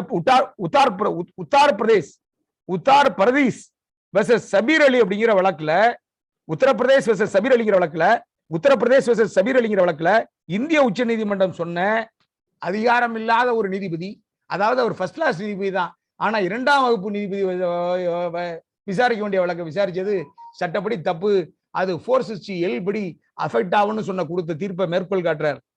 இப்ப இன்னும் சொல்ல போகணும்னா இவர் 2ஆ பிரிக்கிறார். எப்படி 2ஆ பிரிக்கிறார்னா, ஒண்ணு பவர்ல தப்புன்னா வாய்டு ப்ரொசீஜர், அதிகாரம் இல்லாத நீதிபதி ஒரு அதிகாரம் இல்லாத குற்றத்தை புலன் விசாரணை எடுத்துக்கொண்டு 461 வர படி விசாரித்திருந்தால் அது பாதிக்கும். 460 இருந்தா பாதிக்காது. ஆனால் அதே இந்த டெரிட்டோரியல் ஜூரிஸ்டிக்ஷன்ல வர்றத பாதிக்குமா என்னங்கிறதுக்கு எண்ணற்ற தீர்ப்புகளை எடுத்து சொல்லிதான் நம்ம பிரேமானந்த் சார் ஆரம்பத்தில் கேட்டாரு. அதற்கு அவர் விடை சொல்கிறார். என்ன விடை சொல்கிறார்னா, ராஜகுமாரி விஜய் தேவராஜ் என்கிற வழக்கு தாஸ் தால்மியா வெஸ்ட் பெங்கால் இந்த தீர்ப்பை எல்லாம் எடுத்து கையாண்டு that may be decided after taking evidence. அப்புறம் அவர் ஒன்றும் தள்ளுபடி பண்ணல கொடுத்த கேஸை. அவர் நீதியரசர் தள்ளுபடி பண்ணல. அவர் எப்ப கொடுக்குறாருன்னா, நீங்க வழக்கை சாட்சிகளை கடைசியில முடிக்கிறார் பாருங்க. having taken note of the legal position but it may be upset of the above discussion that the issue of jurisdiction of the court to try an offense or offender issue of territorial is dependent upon facts and established through evidence, that if the issue of one territorial jurisdiction the same has to be decided with respect to the various rules communicated under 177 to 188 code, that this question may have to be raised before the court trying the offense and such a court is bound to consider the same. Having taken note of the legal position, let me now come back to the case on hand. As in the pleadings, the type of the jurisdictional issue raised in the cases on hand, one of territorial jurisdiction, at least of now, the answer to this depends upon the facts to be established by the evidence. The facts to be established by the evidence may relate either to the place of the commission of offense or to other things dealt with the section 174. In such circumstances, this court cannot order transfer on the ground of lack of territorial jurisdiction even before evidence is marshaled. Hence, the transfer petition are liable to be dismissed. However, Premanand சாருக்கு நான் சின்ன உதாரணம் சொல்றேன், கடைசியில கொண்டு வர்றாரு பாருங்க. However, it is open to the both parties to raise the issue of territorial jurisdiction, lead evidence on question of fact that may fall within the purview of section 177 to 184 read the section 26 of the code and invite a finding. With the above observation, the transfer petition are dismissed. There will be no order to no cost. இது போன்ற ஒரு அற்புதமான தீர்ப்பை எங்களுடைய மன்னிமைந்தர் நாங்கள் எல்லாம் மன்னாருடைய என்று மாறுதட்டி சொல்லக்கூடிய அளவிற்கு நாங்கள் இத்தனையும் அவரை பார்த்ததில்லை, பழகியதில்லை, பேசியதில்லை. ஆனால் நாங்கள் இருந்து இந்த ஊருக்கு வந்திருக்கிறார். அவர் பிறந்த இல்லத்திற்கெல்லாம் சென்றிருக்கிறார். ஒவ்வொருத்தரையும் போய் பார்த்திருக்கிறார். ஆசிரியர்கள், ஒரு படித்த மாணவர்கள் எல்லாம் பார்த்திருக்கிறார். அது மாதிரி ஒரு இத்தனைக்கும் அவர் அறிவு சார்ந்த சட்டத்தில் தான் சிறந்த புலமை பெற்றவர் என்று சொல்லுவார்கள். அறிவுசார் சட்டத்திலையும் சிவில்லையும் ரொம்ப, ஆனால் கிரிமினல் செயல்ல பிரிச்சு மேஞ்சி இந்த தீர்ப்பை எழுதியிருக்கிறார். நாங்கள் எதற்காக இந்த தீர்ப்பை தேர்வு செய்தோம் என்று சொன்னால், டெரிட்டோரியல் ஜூரிஸ்டிக்ஷன் என்பதும் எந்த சூழ்நிலையில் வழக்குகள் விழலாகும் என்பதும் எந்த சூழ்நிலையில் வழக்குகள் விழலாகாது என்பதும் இளம் வழக்கறிஞர்களுக்கு தெரிந்து கொள்ள வேண்டிய நாங்கள் வகுப்பு நடத்துவதோட நோக்கமே. இன்னும் சொல்ல போனால் என்னுடைய அன்பு தம்பி சுரேஷ் வருங்காலத்தில் டாக்டராக இருக்கக்கூடிய, சட்டத்தில் இருக்கக்கூடிய என்னுடைய தம்பி சுரேஷ் நடத்துவதன் ஃப்ரீ கிளாஸ் நாங்கள் நடத்துவதன் நோக்கமே சட்டத்தில் நீங்கள் எல்லாம் புலமையும் பாண்டித்தமும் பெற வேண்டும் என்பதற்காகத்தான். நான் இப்ப சொன்னது ஒன்றும் முடிவல்ல. சட்டம் என்பது இட்ஸ் வியூஸ், ஒரு நீதிபதியினுடைய சொந்த கருத்து. அவருடைய அந்த நியூஸ் சட்டம் சார்ந்த கருத்தாக சொல்கிறார். அந்த சட்டம் சார்ந்த கருத்தை அது மாறாதவரை நாம் ஏற்றுக்கொள்ளதான் ஆக வேண்டும். இதைத்தான் நம்முடைய நீதியரசர் தேவதாஸ் ஐயா சொல்லுவார். சட்டம் என்பது ஒரு உயிர்வாழ் இனம். சட்டம் என்பது ஒரு உயிர்வாழ் இனம். அன்றாட நிகழ்வுகளை நீதிபதிகள், வக்கீல்கள், அரசு வக்கீல்கள் அத்தனை பேரும் தெரிந்து கொள்ள வேண்டும். அப்படி தெரிந்து கொண்டால்தான் நம்ம நீதிமன்றத்தில் வழக்கறிஞராக இருக்கலாம் என்று சொல்வார். இன்னொரு இடத்துல சொல்லுவார், அடிக்கடி என்னுடைய சீனியர் SNJ சொல்லுவார், டாக்டர் ஒரு 4 சுவருக்குள் செய்யறாங்க, எதுவுமே வெளில தெரியாது சுவாமிநாதன். 4 சுவருக்குள்ள செய்யறாங்க, எதுவுமே வெளில தெரியாது. அவங்க தவறு செஞ்சா கூட கண்டுபிடிச்சாதான் அது தவறாகும். ஆனால் நாம் திறந்த நீதிமன்றத்தில் செய்கிறோம். நாம் ஒரு கொலை வழக்கில் தவறு செய்தால், அது ரேரஸ்ட் கேஸ்ல தவறு செய்தால் அவன் மேல 6 அடி மேல போயிடுவான், கீழே 6 அடி போயிடுவான், கீழே 6 அடி போயிடுவான். ஆக வக்கீல் தொழில் என்பது அன்றாட நிகழ்வுகளையும் தீர்ப்புகளையும் அன்றாட விஷயங்களையும் புரிந்து கொள்ள வேண்டிய ஒரு பகுதி. அதனாலதான் இந்த வகையில் என்னோட காது கொடுத்து கேட்ட ஏறத்தாழ 330 பேர் மேல இடையில நான் ஒரு தடங்கள் நேரிடுச்சு. நான் அந்த என்ன தடங்கள்னு எனக்கும் தெரியல, தடங்கள் ஏற்பட்டு போச்சு. அந்த தடங்களுக்கு நான் வருந்துகிறேன். எங்களோட ஒத்துழைத்த எல்லாருக்கும் நன்றி கூறி இறுதி நான் இந்த தீர்ப்பை சூஸ் செய்யறதுக்கு என்னுடைய அன்புகளுமே தம்பி கருணாநிதி ஒரு காரணம். ஏன்னா அவருக்கு நான் அதை பத்தி கலந்துக்கல. ஆனால் நான் என்னுடைய தம்பி கருப்பு கிட்ட கலந்துக்கிட்டேன். கருணாநிதி இந்த வகுப்பை கேட்டுக்கொண்டிருப்பார் என்று நினைக்கிறேன். ஏன்னா அந்த தீர்ப்பை முதலில் மதுரையில் பெற்றுத்தந்த கொஸ்டின் ஆஃப் லாவை ரைஸ் பண்ணது என்னுடைய அன்பு தம்பி தான். அந்த தம்பியும் தற்போது லைன்ல இருப்பார் நினைக்கிறேன். அந்த தம்பிக்கும் நான் என்னுடைய அன்பு சகோதரனாக கருதக்கூடிய அன்றாடம் நாங்கள் சட்ட நிகழ்வுகளை பரிமாறிக்கொண்டிருக்கக்கூடிய என்னுடைய தம்பி, இறுதியில் கன்க்ளூஷனுக்கு வர இருக்கிற என்னுடைய தம்பி, சின்ன வயது மகனாக, சிரித்த முகம் பெற்ற மகனாக, அன்னை குணம் படைத்த அழகு மகனாக இருக்கிற என்கிற கருப்பு தான் எனக்கு பிடித்த கலர் என்று சொல்லக்கூடிய அன்பு தம்பி கருப்பை எல்லோருடைய சார்பிலும் நிறைவுரை அழைக்கின்றேன். வணக்கம்.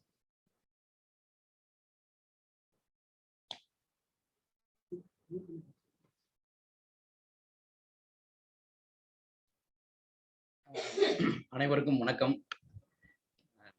முதலாக பொங்கல் நல்வாழ்த்துக்கள். அண்ணன் வந்து அவரோட பாணியில வழக்கம் போல போற மாதிரி ரொம்ப ஃபாஸ்டா சொல்ல வேண்டிய விஷயங்களை ரொம்ப தெளிவாகவும் கூர்மையாகவும் சொல்லிட்டாருன்னு நான் நினைக்கிறேன். இந்த வழக்கு உண்மையிலேயே ரொம்ப முக்கியமான வழக்கு. இந்த வழக்கை தேர்ந்தெடுத்தோடனேவும் அவங்க பிரேமானந்த் சார் வந்து எனக்கு ஒரு SMS பண்ணியிருந்தாரு. இது வந்து ஒரு லேண்ட்மார்க் ஜட்ஜ்மெண்டா அப்படின்னு சொல்லி கேட்டிருந்தாரு. ஆனா உண்மையிலே வந்து இது வந்து ஒரு லேண்ட்மார்க் ஜட்ஜ்மெண்ட் தான். இதுல டவுட்டே வேண்டாம். only in respect of the procedures which are contemplated under section 460, 461, 462 இந்த ஏரியாவை பொறுத்தளவுக்கு இவ்வளவு துல்லியமா இந்த விஷயங்களை பிரிச்சு சொன்ன வழக்கு எனக்கு தெரிஞ்சு இது வரைக்கும் இல்லை. ரெண்டாவது, எங்களுக்குள்ள இருந்த அந்த ஒரு சந்தேகத்திற்கு இது அண்ணன் சொன்ன மாதிரி ஒரு மருந்தா இந்த தீர்ப்பு அமைஞ்சிருக்கு. கிரிமினல் சைட்ல அந்த ஜூரிஸ்டிக்ஷனை பொறுத்தளவுக்கு 2 வகையா பிரிக்கிறாங்க. ஒன்னு வந்து டெரிட்டோரியல் ஜூரிஸ்டிக்ஷன், இன்னொன்னும் லேக் ஆஃப் ஜூரிஸ்டிக்ஷன் சொல்றாங்க. In other words it can be called as power of court. Territorial ஜூரிஸ்டிக்ஷன்ல இஷ்யூ இருக்கு அப்படின்னா that cannot be a ground for vitiate the proceeding. But power of courtல issue இருக்கு அப்படின்னா that could be the ground for vitiate the entire proceedings. இதுதான் இந்த இதோட விஷயம். அந்த 460ல 9 ரைடர்ஸ் இருக்கு. அந்த irregularities-லாம் அவங்க கமிட் பண்ணாங்கன்னா in the name of good faith பண்ணாங்கன்னா that can be saved by section 462. அது வந்து அதை பார்த்துக்கிறோம். ஒரு ராங்கான டிவிஷன்ல ஒரு ட்ரையல் நடக்குது, ஒரு ராங்கான கோர்ட்டை சூஸ் பண்ணிடுறாங்க, பட் பவர் இருக்கு. இப்ப பாத்தீங்கன்னா அந்த ட்ரையல் நடத்துற கோர்ட்டுக்கு பவர் இருக்கு அப்படின்னா அது that can be saved by section 462. Powerless court, lack of jurisdiction சொல்ற அந்த ட்ரையல் நடத்துறதுக்கே லீகலி நாட் எம்பவர்ட் கோர்ட் அப்படின்னா அந்த complete trial will become void. இவ்வளவுதான் இந்த இது. அப்புறம் அந்த ரிட்டன் ஆஃப் பிளைண்ட்டை பத்தி அண்ணன் சொன்னாங்க. Return of plaint, return of கம்ப்ளைண்ட்னு. ரிட்டன் ஆஃப் பிளைண்ட்டை பொறுத்தளவுக்கு அந்த the plaint can be return at any stage of ப்ரொசீடிங்ஸ்னு சொல்றாங்க சிவில்ல. எனக்கு அதுல பெருசா தெரியல. But as far as criminal side is concerned, criminal complaint is concerned, it can be written only for the 2 circumstances which are contemplated under section 201 class A, B. இந்த 2 சர்க்கம்ஸ்டான்ஸ்ல மட்டும்தான் நம்ம அந்த கம்ப்ளைண்ட் ரிட்டர்ன் பண்ண முடியும். அது இல்லாம வேற எந்த வகையிலையும் கம்ப்ளைண்ட் ரிட்டர்ன் பண்ணக்கூடாதுன்னு சொல்லி ரொம்ப ஸ்ட்ரிக்டா அந்த விநாயகம் கேஸ் சொன்னாங்க அண்ணன். அதை ஃபாலோ பண்ணி ஜஸ்டிஸ் ஜெகதீஷ் சந்திரா இப்ப ரீசெண்டா 2017ல ஒரு ஜட்மெண்ட் சொல்லியிருக்காங்க. Sri Mookambigai versus Venus enterprises ஒரு ஜட்மெண்ட் 2017 4 MLJ கிரிமினல்ல இது ரிப்போர்ட் ஆயிருக்கு. 2017 4 MLJ கிரிமினல் பேஜ் நம்பர் 302ல பொதுவா கோர்ட்ஸ் வந்து should not return the complaint for the purpose of defects. ஒருவேளை கம்ப்ளைண்ட் டிஃபெக்ட் இருக்குன்னா it can be run to the risk of the complainant அப்படின்னு சொல்லி அவங்க அதை சிம்பிளா போட்டு முடிக்கிறாங்க. ஸோ இந்த மாதிரி விஷயங்கள் அதுல டீட்டெயிலா டிஸ்கஸ் பண்ணியிருக்காங்க. ரொம்ப அழகா போச்சு கிளாஸ். இந்த பவர் ஆஃப் கோர்ட்டை பொறுத்தளவுக்கு ஒன்னு சொல்லி முடிக்கும்னு நினைக்கிறேன். இந்த ஜட்மெண்ட்லயே ஒரு ஜட்மெண்ட்டை ரெஃபர் பண்றாங்க, 1961 ஜட்மெண்ட். Sabir Ali versus state of யூபின்னு அண்ணன் கூட அந்த ஜட்மெண்ட்டை படிச்சு காமிச்சாங்க. அதுல உள்ள ஃபேக்ட்ஸ் பாத்தீங்கன்னா, பிரைவேட் ஃபாரஸ்ட் ஆக்ட், உத்தரப்பிரதேசத்தில் உள்ள பிரைவேட் ஃபாரஸ்ட் ஆக்ட் செக்ஷன் 15ல ஒரு ட்ரையல் நடக்குது. செக்ஷன் 15 கிளாஸ் 2ல அந்த அஃபென்ஸ் வந்து triable by second class or third class magistrate அப்படின்னு அந்த செக்ஷன்ல ரொம்ப கிளியராகவே இருக்கு. ஆனா அந்த ட்ரையல் வந்து was held by the magistrate first class. அதனால அந்த ட்ரையல் வந்து வாய்ட்னு சொல்லி போறாங்க. இதுதான் ஃபேக்ட்ஸ். இதை டிசைட் பண்றாங்க. பண்ணும்போது அவர் என்ன சொல்லி வராங்கன்னா, எனக்கே ஒரு டவுட் வந்துச்சு, செகண்ட் கிளாஸ் தேர்ட் கிளாஸ்க்கு மேஜிஸ்ட்ரேட் பவர் கொடுக்குறாங்க, ஏன் அப்ப ஃபர்ஸ்ட் கிளாஸ் மேஜிஸ்ட்ரேட் மட்டும் பவர் இருக்க முடியாதுன்னு. அப்ப அந்த ஜஸ்டிஸ் ஹிதயத்துல்லா அவர் வெல் நோன் ஜட்ஜ், அவங்க சுப்ரீம் கோர்ட்ல, அவங்க சொல்றாங்க, ஒன்ஸ் வந்து செக்ஷன் வந்து கிளியரா மென்ஷன் பண்ணிருக்காங்க, ஒரு பர்டிகுலர் கோர்ட்டை வந்து பர்டிகுலர் ஜூரிஸ்டிக்ஷனை மென்ஷன் பண்ணாங்கன்னா அது மட்டும்தான் பண்ண முடியும். அந்த இடத்துல any other court or any கோர்ட்னு சொன்னா it includes first class magistrate also. whereas section 15 class 2 of the said act does not say so அப்படின்னு சொல்லி ரொம்ப அழகா அதை சொல்றாங்க. ஸோ அந்த கிரவுண்ட்ல அந்த ட்ரையலை விசியேட் ஆயிருது, வாய்ட் ஆயிருது. அதை ரெஃபர் பண்ணி இந்த கௌசிக் ஸ்ட்ராட்டஜியில பேசியிருக்காங்க. ஸோ இந்த தீர்ப்பு வந்து எல்லாருக்கும் பயனுள்ளதா இருக்கும்னு நான் ரொம்ப நினைக்கிறேன். இந்த வகுப்புமே ரொம்ப பயனுள்ளதா இருக்கும்னு நான் நினைக்கிறேன். அடுத்து சார் வந்து சொன்னாங்க, நீதிபதி சார் வந்து ஒரு கொஸ்டின் கேட்டாங்க ஆரம்பத்திலேயும், இந்த மாதிரி இது ஜூரிஸ்டிக்ஷன் இஷ்யூலாம் பேப்பர்ஸ்லாம் கையில் இருக்குமே, ஏன் வந்து அதை வந்து ட்ரையல் கோர்ட் டீல் பண்ணணும் அப்படின்னு கேட்டாங்க. இதுல என்ன பிரச்சனைனா, கொஸ்டின் ஆஃப் லா மட்டும்தான் கான்ஸ்டிடியூஷனல் கோர்ட்ஸ்னு சொல்லக்கூடிய ஹை கோர்ட்டும் சுப்ரீம் கோர்ட்டும் டிசைட் பண்ண முடியும். ஒன்று. இன்னொன்று, இந்த கௌசிக் ஸ்ட்ராட்டஜி கேஸ்லோட என்ன அவங்க பிரேயர் கேட்குறாங்கன்னா, டிரான்ஸ்ஃபர் கேட்குறாங்க on the ground of lack of territorial jurisdiction. இன்னொரு கிரவுண்டு பயாஸ் கிரவுண்டை பொறுத்தளவுக்கு அந்த கவுன்சிலே வித்ட்ரா பண்ணிக்கிறாங்க. இந்த டெரிட்டோரியல் ஜூரிஸ்டிக்ஷனை பொறுத்தளவுக்கு it is a contentious facts. In other words, it can be called as question of fact. Question of fact cannot be decided by high court or supreme court. அந்த கிரவுண்ட்ல வந்து இதை டிஸ்மிஸ் பண்றாங்க. நாங்க அதை பண்ண முடியாது. It is for the trial court to decide that to during the evidence stage ன்னு சொல்லி முடிக்கிறாங்க. ஸோ அவங்க இந்த லேக் ஆஃப் ஜூரிஸ்டிக்ஷன் கிரவுண்ட்ல டிரான்ஸ்ஃபர் பெட்டிஷன் லை ஆகாதான் முடிவுக்கு வராங்க. ஸோ ஜூரிஸ்டிக்ஷன் ஆஸ்பெக்டை பொறுத்தளவுக்கு அது வந்து கொஸ்டின் ஆஃப் ஃபேக்ட். அது நம்ம சொல்லலாம் இது மதுரையில் நடந்துச்சுன்னு, அதர் சைடு சொல்லுவாங்க இது சென்னையில் நடந்துச்சுன்னு. So it is for them to establish by way of letting evidence. So the higher courts cannot be interfere into that. அதனால அது ரொம்ப கரெக்டாகவே அவங்க பண்ணியிருக்காங்கன்னு நினைக்கிறேன். இதுக்கு மேலே எனக்கு பேச ஒன்றும் இல்லை. அண்ணனே எல்லாம் முடிச்சிட்டாங்க. ரொம்ப நன்றி. இந்த வாய்ப்பு கொடுத்த சுரேஷ் சாருக்கு ரொம்ப நன்றி. இந்த கலந்துகிட்ட நீதிபதி சாருக்கும் ரொம்ப நன்றி. வாழ்த்துக்கள், வணக்கங்கள்.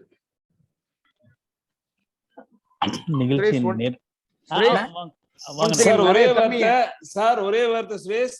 மிஸ்டர் சாமிநாதனுடைய நீண்ட சட்ட புலமைக்கு நான் தலைவணங்குகிறேன். நான் சாமிநாதனுடைய உரையினாலதான் இன்னைக்கு வந்து எல்லா நிகழ்ச்சியும் ஒத்தி வச்சுட்டு இதுல நான் கலந்துக்கிட்டேன். உண்மையிலுமே பாராட்டத்தக்கது.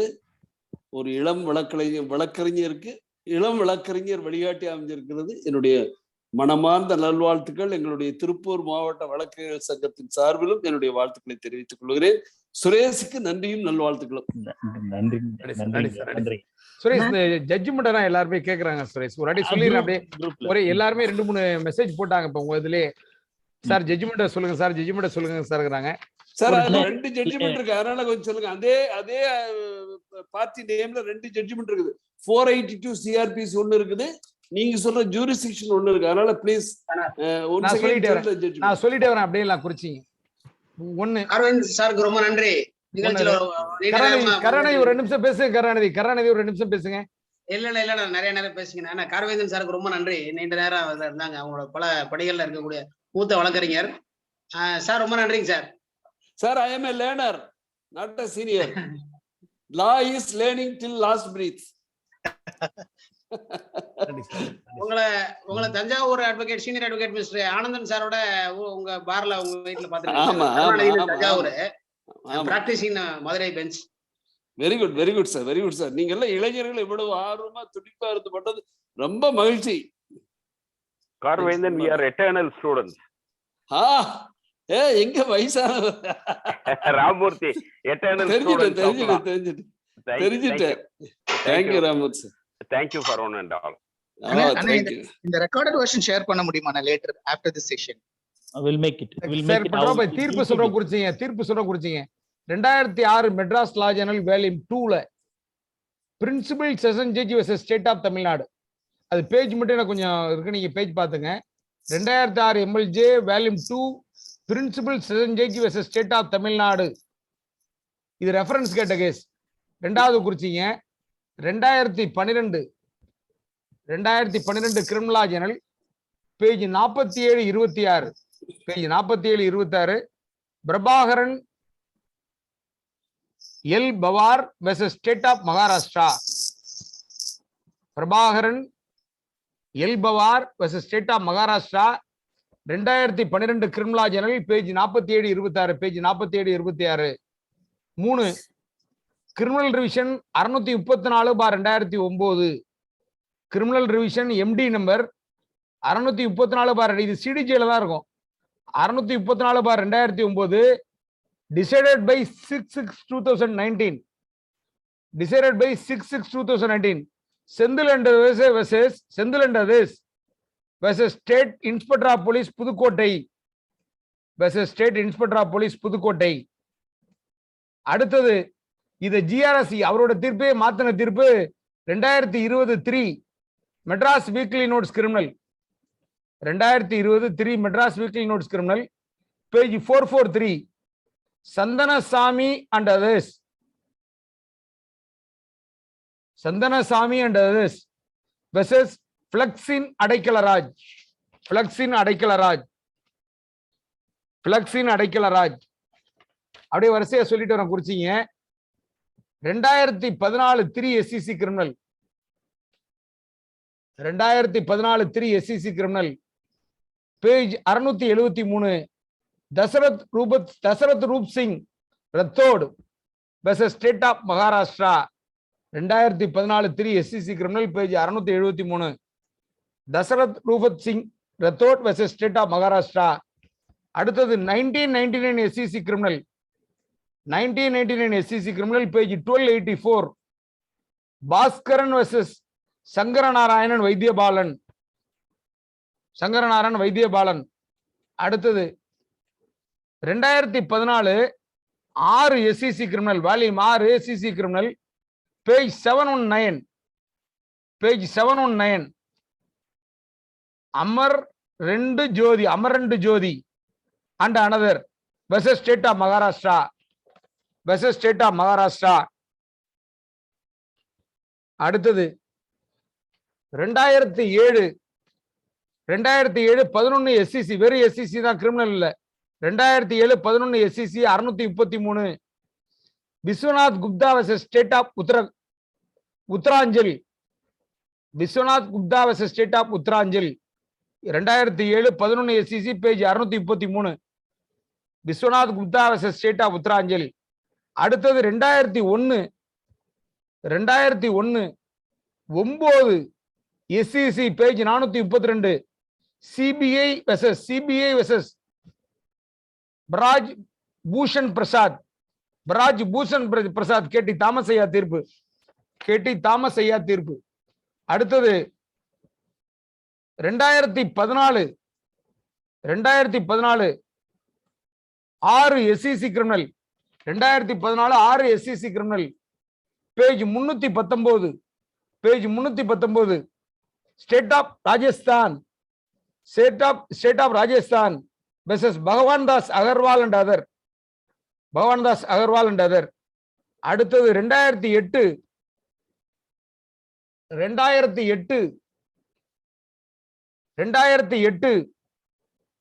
SCC criminal page 151, Fathima PV Ahmed Patel versus state of Gujarat, versus state of Gujarat. அடுத்தது 2014 4 SCC பக்கம் 704. 2014 4 SCC பக்கம் 704. Haryana state cooperative supply marketing, Haryana state cooperative supply marketing limited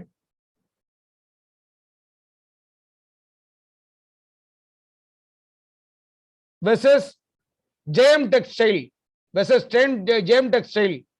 அடுத்தது AIR 1998 SC A Devendran versus state, Devendran versus state. இந்த ரூலிங்க சொல்ல விட்டுட்டேன். 360ல 460ல என்ன சொல்லணும்னா 306 சொல்லணும் டெண்டரா பேட்டனை, 307 சொல்ல மாட்டாங்க. அவரு செஷன்ஸ் கேஸ்ல டெண்டரா பேட்டன் கொடுத்துருவார். கமிட் ஆனதுக்கு அப்புறம் மேஜிஸ்ட்ரேட்டுக்கு நோ பவர், அது இல்லீகாலிட்டின்னு முடிவு பண்ணிவிடுவாங்க அந்த ஜட்ஜ்மெண்ட்ல. Kindly note all the judgments. எல்லாருக்கும் கோஆபரேட் பண்ண சீனியருக்கு, கலந்துகிட்ட எல்லாருக்கும், மதிப்புக்குரிய மாமா கார்வேந்தன் மாமாவுக்கும் வணக்கம் சொல்லி விடைபெறுகிறது. நன்றி, வணக்கம். சுரேஷ், வேற யாரும் பேசணுமா? சுரேஷ். நன்றி. CDJ 2019 MHC 5982. சரி. CDJ right. Karuppaiah and another versus inspector Pudukkottai. Inspector Pudukkottai, right. அது சொல்லுங்க. 2019 CDJ 2019 MHC பேஜ் நம்பர் 5982. சரிங்க. சரி, தேங்க்ஸ் கரானே. திருஞான சம்பந்தம் சார். சார் வணக்கம் சார். அனைவருக்கும் மாலை வணக்கம். வழக்கம் போல நம்மளுடைய மன்னார்குடியினுடைய சிறப்புகளை பத்தி நம்ம சீனியர் வந்து இன்னைக்கு நிறைய சொன்னாங்க. மேலும் மன்னார்குடிக்கு வந்து ஒரு மணி மகுடத்தை சேர்க்கக்கூடிய விதத்தில் நம்முடைய சீனியருடைய பெயரும் அதுல சேர்க்கணும். ஏன்னா அங்கிருந்து வந்து நம்ம தமிழகமும் அனைத்து தமிழர்கள் வசிக்கக்கூடிய இடங்களுக்கும் நம்ம ஆன்லைன்ல வந்து நம்முடைய மதிப்புக்குரிய சீனியர்னுடைய அந்த லானுடைய என்லைட்மெண்ட் எல்லாத்துக்கும் போய் சேர்ந்துட்டு இருக்கு. எல்லாரும் வந்து வளர்ந்துட்டு இருக்கிறோம். அறிஞர் அண்ணா சொல்லியிருக்கிறாரு, சட்டம் ஒரு இருட்டறை, வழக்கறிஞரின் வாதம் ஒரு விளக்கு அப்படின்னு சொல்லியிருக்கிறாரு. மன்னார்குடியினுடைய விளக்கு வந்து இப்ப உலகமெங்கும் உள்ள தமிழ் வழக்கறிஞர்களுக்கு வெளிச்சம் தந்துட்டு இருக்குன்னு தான் நம்ம இன்னைக்கு சொல்லணும். அந்த அளவுக்கு வந்து இந்த டெரிட்டோரியல் ஜூரிஸ்டிக்ஷனை பத்தி discussion on recent apex court verdict in இந்த Kaushik Chatterjee versus state of Haryana அப்படிங்கிற அந்த ஒரு தீர்ப்பை வச்சு ஏறக்குறைய பார்த்தீங்கன்னா கிட்டத்தட்ட ஒரு 15-20 தீர்ப்புகளினுடைய நுணுக்கமான விஷயங்களை எல்லாம் வந்து சீனியர் வந்து அலசி ஆராய்ஞ்சிருக்கிறாங்க. ரொம்ப ஒரு சீனியர் வந்து அவருடைய வழக்கம் போன்ற அந்த சிம்ம குரல்ல அவர் சுவாரஸ்யமா அந்த கிளாஸை கொண்டு போற விதம் எல்லாத்துக்கும் பிடிக்கும். அந்த அளவுக்கு அவர் பேசிக்கிட்டே இருந்தாருன்னு நம்ம கேட்டுக்கிட்டே இருக்கலாம் எவ்வளவு நேரம் வேணாலும். தன்னை மறந்து கேட்டுட்டு இருக்கக்கூடிய அந்த அற்புதமான உரை தான் சீனியருடைய உரை. அந்த வகையில வந்து இன்னைக்கு வந்து இந்த ஒரு டாபிக்கை எடுத்து அழகா எல்லா விஷயங்களையும் ரொம்ப தெளிவா நமக்கு புரிய வச்சிருக்கிறார். சீனியருக்கு வந்து இன்னைக்கு பொங்கல் வாழ்த்துக்களுடன் வாழ்வாங்கு வாழ்ந்து எங்களுக்கெல்லாம் வழிகாட்ட வேண்டும் என்று அன்போடு கேட்டுக்கொண்டு சீனியருக்கு மனமார்ந்த நன்றியை தெரிவித்துக் கொள்கின்றேன். மேலும் இந்த சுகுணா லா அகாடமியை பொறுத்த வரைக்கும் பார்த்தீங்கன்னா பல நீதிபதிகளையும் அரசு வழக்கறிஞர்களையும் உருவாக்க வேணுங்கிற லட்சிய வெறியோடு நம்ம சுரேஷ் சார் வந்து இருக்கிறாங்க. அதாவது லட்சியத்தோட மட்டும் இல்ல, லட்சிய வெறியோடு இருக்கிறாங்க. ஒவ்வொரு நாளும் அவர் வந்து கிளாஸுக்கு வந்து இந்த ஆன்லைன் வகுப்பாகட்டும் நேரடி வகுப்பாகட்டும் நீதிபதிகள் மூலமாகவும் மூத்த வழக்கறிஞர்கள் மூலமாகவும் மேலும் வந்து பார்த்தீங்கன்னா அரசு வழக்கறிஞர்கள் இவங்கெல்லாம் மூலம் நமக்கு வந்து சிறப்பான வகுப்புகளை கொடுத்துட்டு இருக்கிறாங்க, தொடர்ச்சியா கொடுத்துட்டு இருக்கிறாங்க. இடைவிடாது இந்த வழக்கு இன்னைக்கு காலையில கூட பார்த்தீங்கன்னா நம்ம ஜட்ஜு குபேர சுந்தர் சார் வந்து பாத்தீங்கன்னா 27 ரெக்கவரி பத்தி அவ்வளவு அழகான ஒரு மன்னார்குடி நீதிபதி தான் சார். அற்புதமான வகுப்புங்க சீனியர், ரொம்ப அருமையான வகுப்பு, ரொம்ப அற்புதமா கொடுத்தாங்க. அது மாதிரி வந்து சுரேஷ் சார் வந்து தொடர்ச்சியா அந்த செலக்டிவா நமக்கு அந்த சிவசூரிய நாராயணன் சார் இந்த மாதிரி வந்து செலக்டிவா வந்து பாத்தீங்கன்னா தொடர்ச்சியான வகுப்புகள் நம்மளை வந்து பட்டை தீட்டக்கூடிய வகையில வந்து அருமையான வகுப்புகள் கொடுத்துட்டு இருக்கிறாங்க.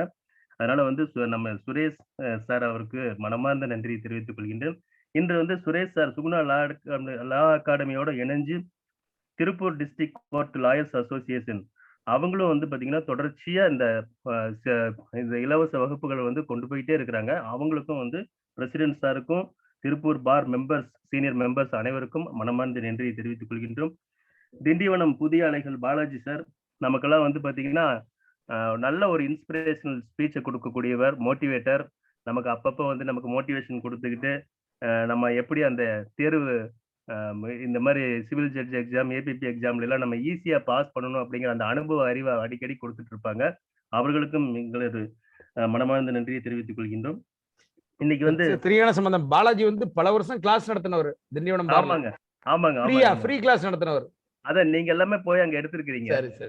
அவங்க அதே மாதிரி பாத்தீங்கன்னா கார்வேந்தன் சார் அவர்கள் இப்ப நம்ம சீனியர் பேசும்போது சொன்னாரு, அந்த காலத்துல எல்லாம் வந்து போலீஸுக்கும் வழக்கறிஞர்களுக்கும் ஒரு நல்ல ஒரு நட்பு இருந்தது, அந்த நட்பெல்லாம் இப்ப பார்க்க முடியல அப்படின்னாங்க. சொன்ன மாதிரி வந்து பாத்தீங்கன்னா ஒரு 30-35 வருடங்களுக்கு முன்னால என்னுடைய தந்தையாரும் கார்வேந்தன் சாரும் வந்து ரொம்ப நட்பா இருந்தாங்க. தந்தையார் வந்து போலீஸ்ல இருந்தாங்க, கோர்ட் போலீஸா இருந்தாங்க. சார் வந்து அப்ப தாராபுரத்துல ரொம்ப ரோரிங் பிராக்டிஸ் அப்படி சொன்னா ரொம்ப அவரே வந்து இறங்கி அடிப்பார் அப்படிங்கிற மாதிரி அவ்வளவு இதா பிராக்டிஸ் பண்ணிட்டு இருந்தாங்க. அப்போ அந்த மாதிரி வந்து அவர் பாத்தீங்கன்னா ஒரு பணத்துக்காக அப்படிங்கிறது இல்லாம ஒரு என்ன சொல்றதுன்னு கேட்டீங்கன்னா ஒரு சர்வீஸா வந்து அவ்வளோ பிராக்டிஸ் பண்ணக்கூடிய ஒரு அருமையான ஒரு உயர்ந்த உள்ளம். அதனாலதான் அவர் எம்பி ஆகி இந்த மாதிரி நல்ல பல பதவிகள் வகுக்க முடிஞ்சதுங்க.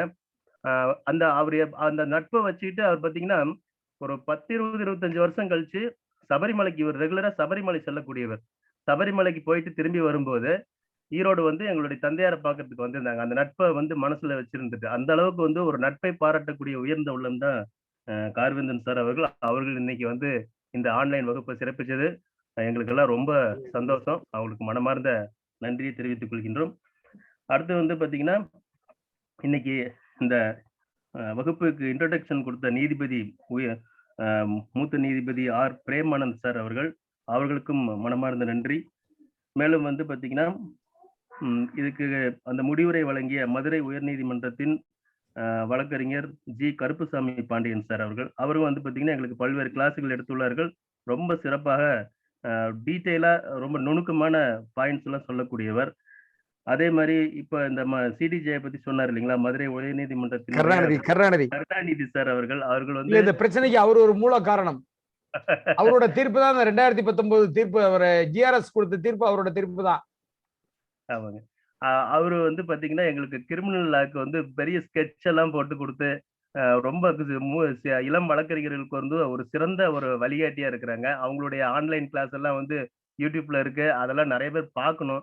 ஏன்னா நீங்க உண்மையிலேயே கிரிமினல் சைடு தெரியல, நாங்க சிவில் சைடு பிராக்டிஸ் பண்ணிட்டு இருக்கிறாங்கன்னா அவருடைய அந்த ஆன்லைன் கிளாஸ் எல்லாம் பாத்தீங்கன்னா உங்களுக்கு தெள்ள தெளிவா நீங்க அருமையா கிளாஸ் எடுத்து நடத்தக்கூடிய அளவுக்கு தெளிவா விளக்கி இருப்பாரு.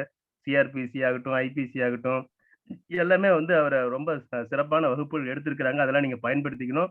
நம்ம சுவாமிநாதன் சார் அவர்களுடைய கிரிமினல் ரூல்ஸ் ஆஃப் பிராக்டிஸும் வந்து ஆன்லைன்ல இருக்கு, நீங்க எல்லாரும் பாருங்க. அது ரொம்ப அற்புதமா அண்ணன் சொல்லியிருப்பாங்க, அதுவும் கண்டிப்பா நீங்க எல்லாரும் பாருங்க. அதுக்கப்புறம் பாத்தீங்கன்னா இன்னைக்கு டிஸ்கஷனுக்கு வர முடியாத திரு சீனியர் வழக்கறிஞர் சங்கர் முரளி சார் அவர்கள் வந்து சீனியர் சொன்னார் தனிமைப்படுத்தப்பட்டிருக்கிறாருன்னா, அவரும் சீக்கிரம் குணமடையணும்னு சொல்லி அனைவரும் சார்பாக கேட்டுக்கொள்கிறேன். அவருக்கும் நன்றியை தெரிவித்துக் கொள்கிறேன். மேலும் இந்த சுகுணா லா அகாடமியில வந்து எங்களுக்கெல்லாம் வகுப்பு எடுத்துக் கொண்டிருக்கக்கூடிய அனைத்து உயர்ந்த உள்ளங்களுக்கும், அதாவது ஜட்ஜஸ் ஆகட்டும், ஏபிபிஸ் ஆகட்டும், சீனியர் வழக்கறிஞர்களாகட்டும், அனைவரும் வந்து பாத்தீங்கன்னா ரொம்ப சிறப்பா கிளாஸ் எடுத்துட்டு இருக்கிறாங்க. அனைவருக்கும் இந்த நேரத்துல வந்து மனமார்ந்த நன்றியை தெரிவித்துக் கொள்கின்றோம். மேலும் மீண்டும் ஒரு முறை நம்மளுடைய என்னுடைய சீனியர் வழக்கறிஞர் சீனியர் அவர்களுக்கு நீண்ட நெடுங்காலம் அவர் வாழ்ந்து எங்களுக்கெல்லாம் வழிகாட்ட வேண்டும் என்று அன்போடு கேட்டுக்கொண்டு விடைபெறுகிறேன். வாய்ப்புக்கு நன்றி, வணக்கம். அனைவருக்கும் நன்றி.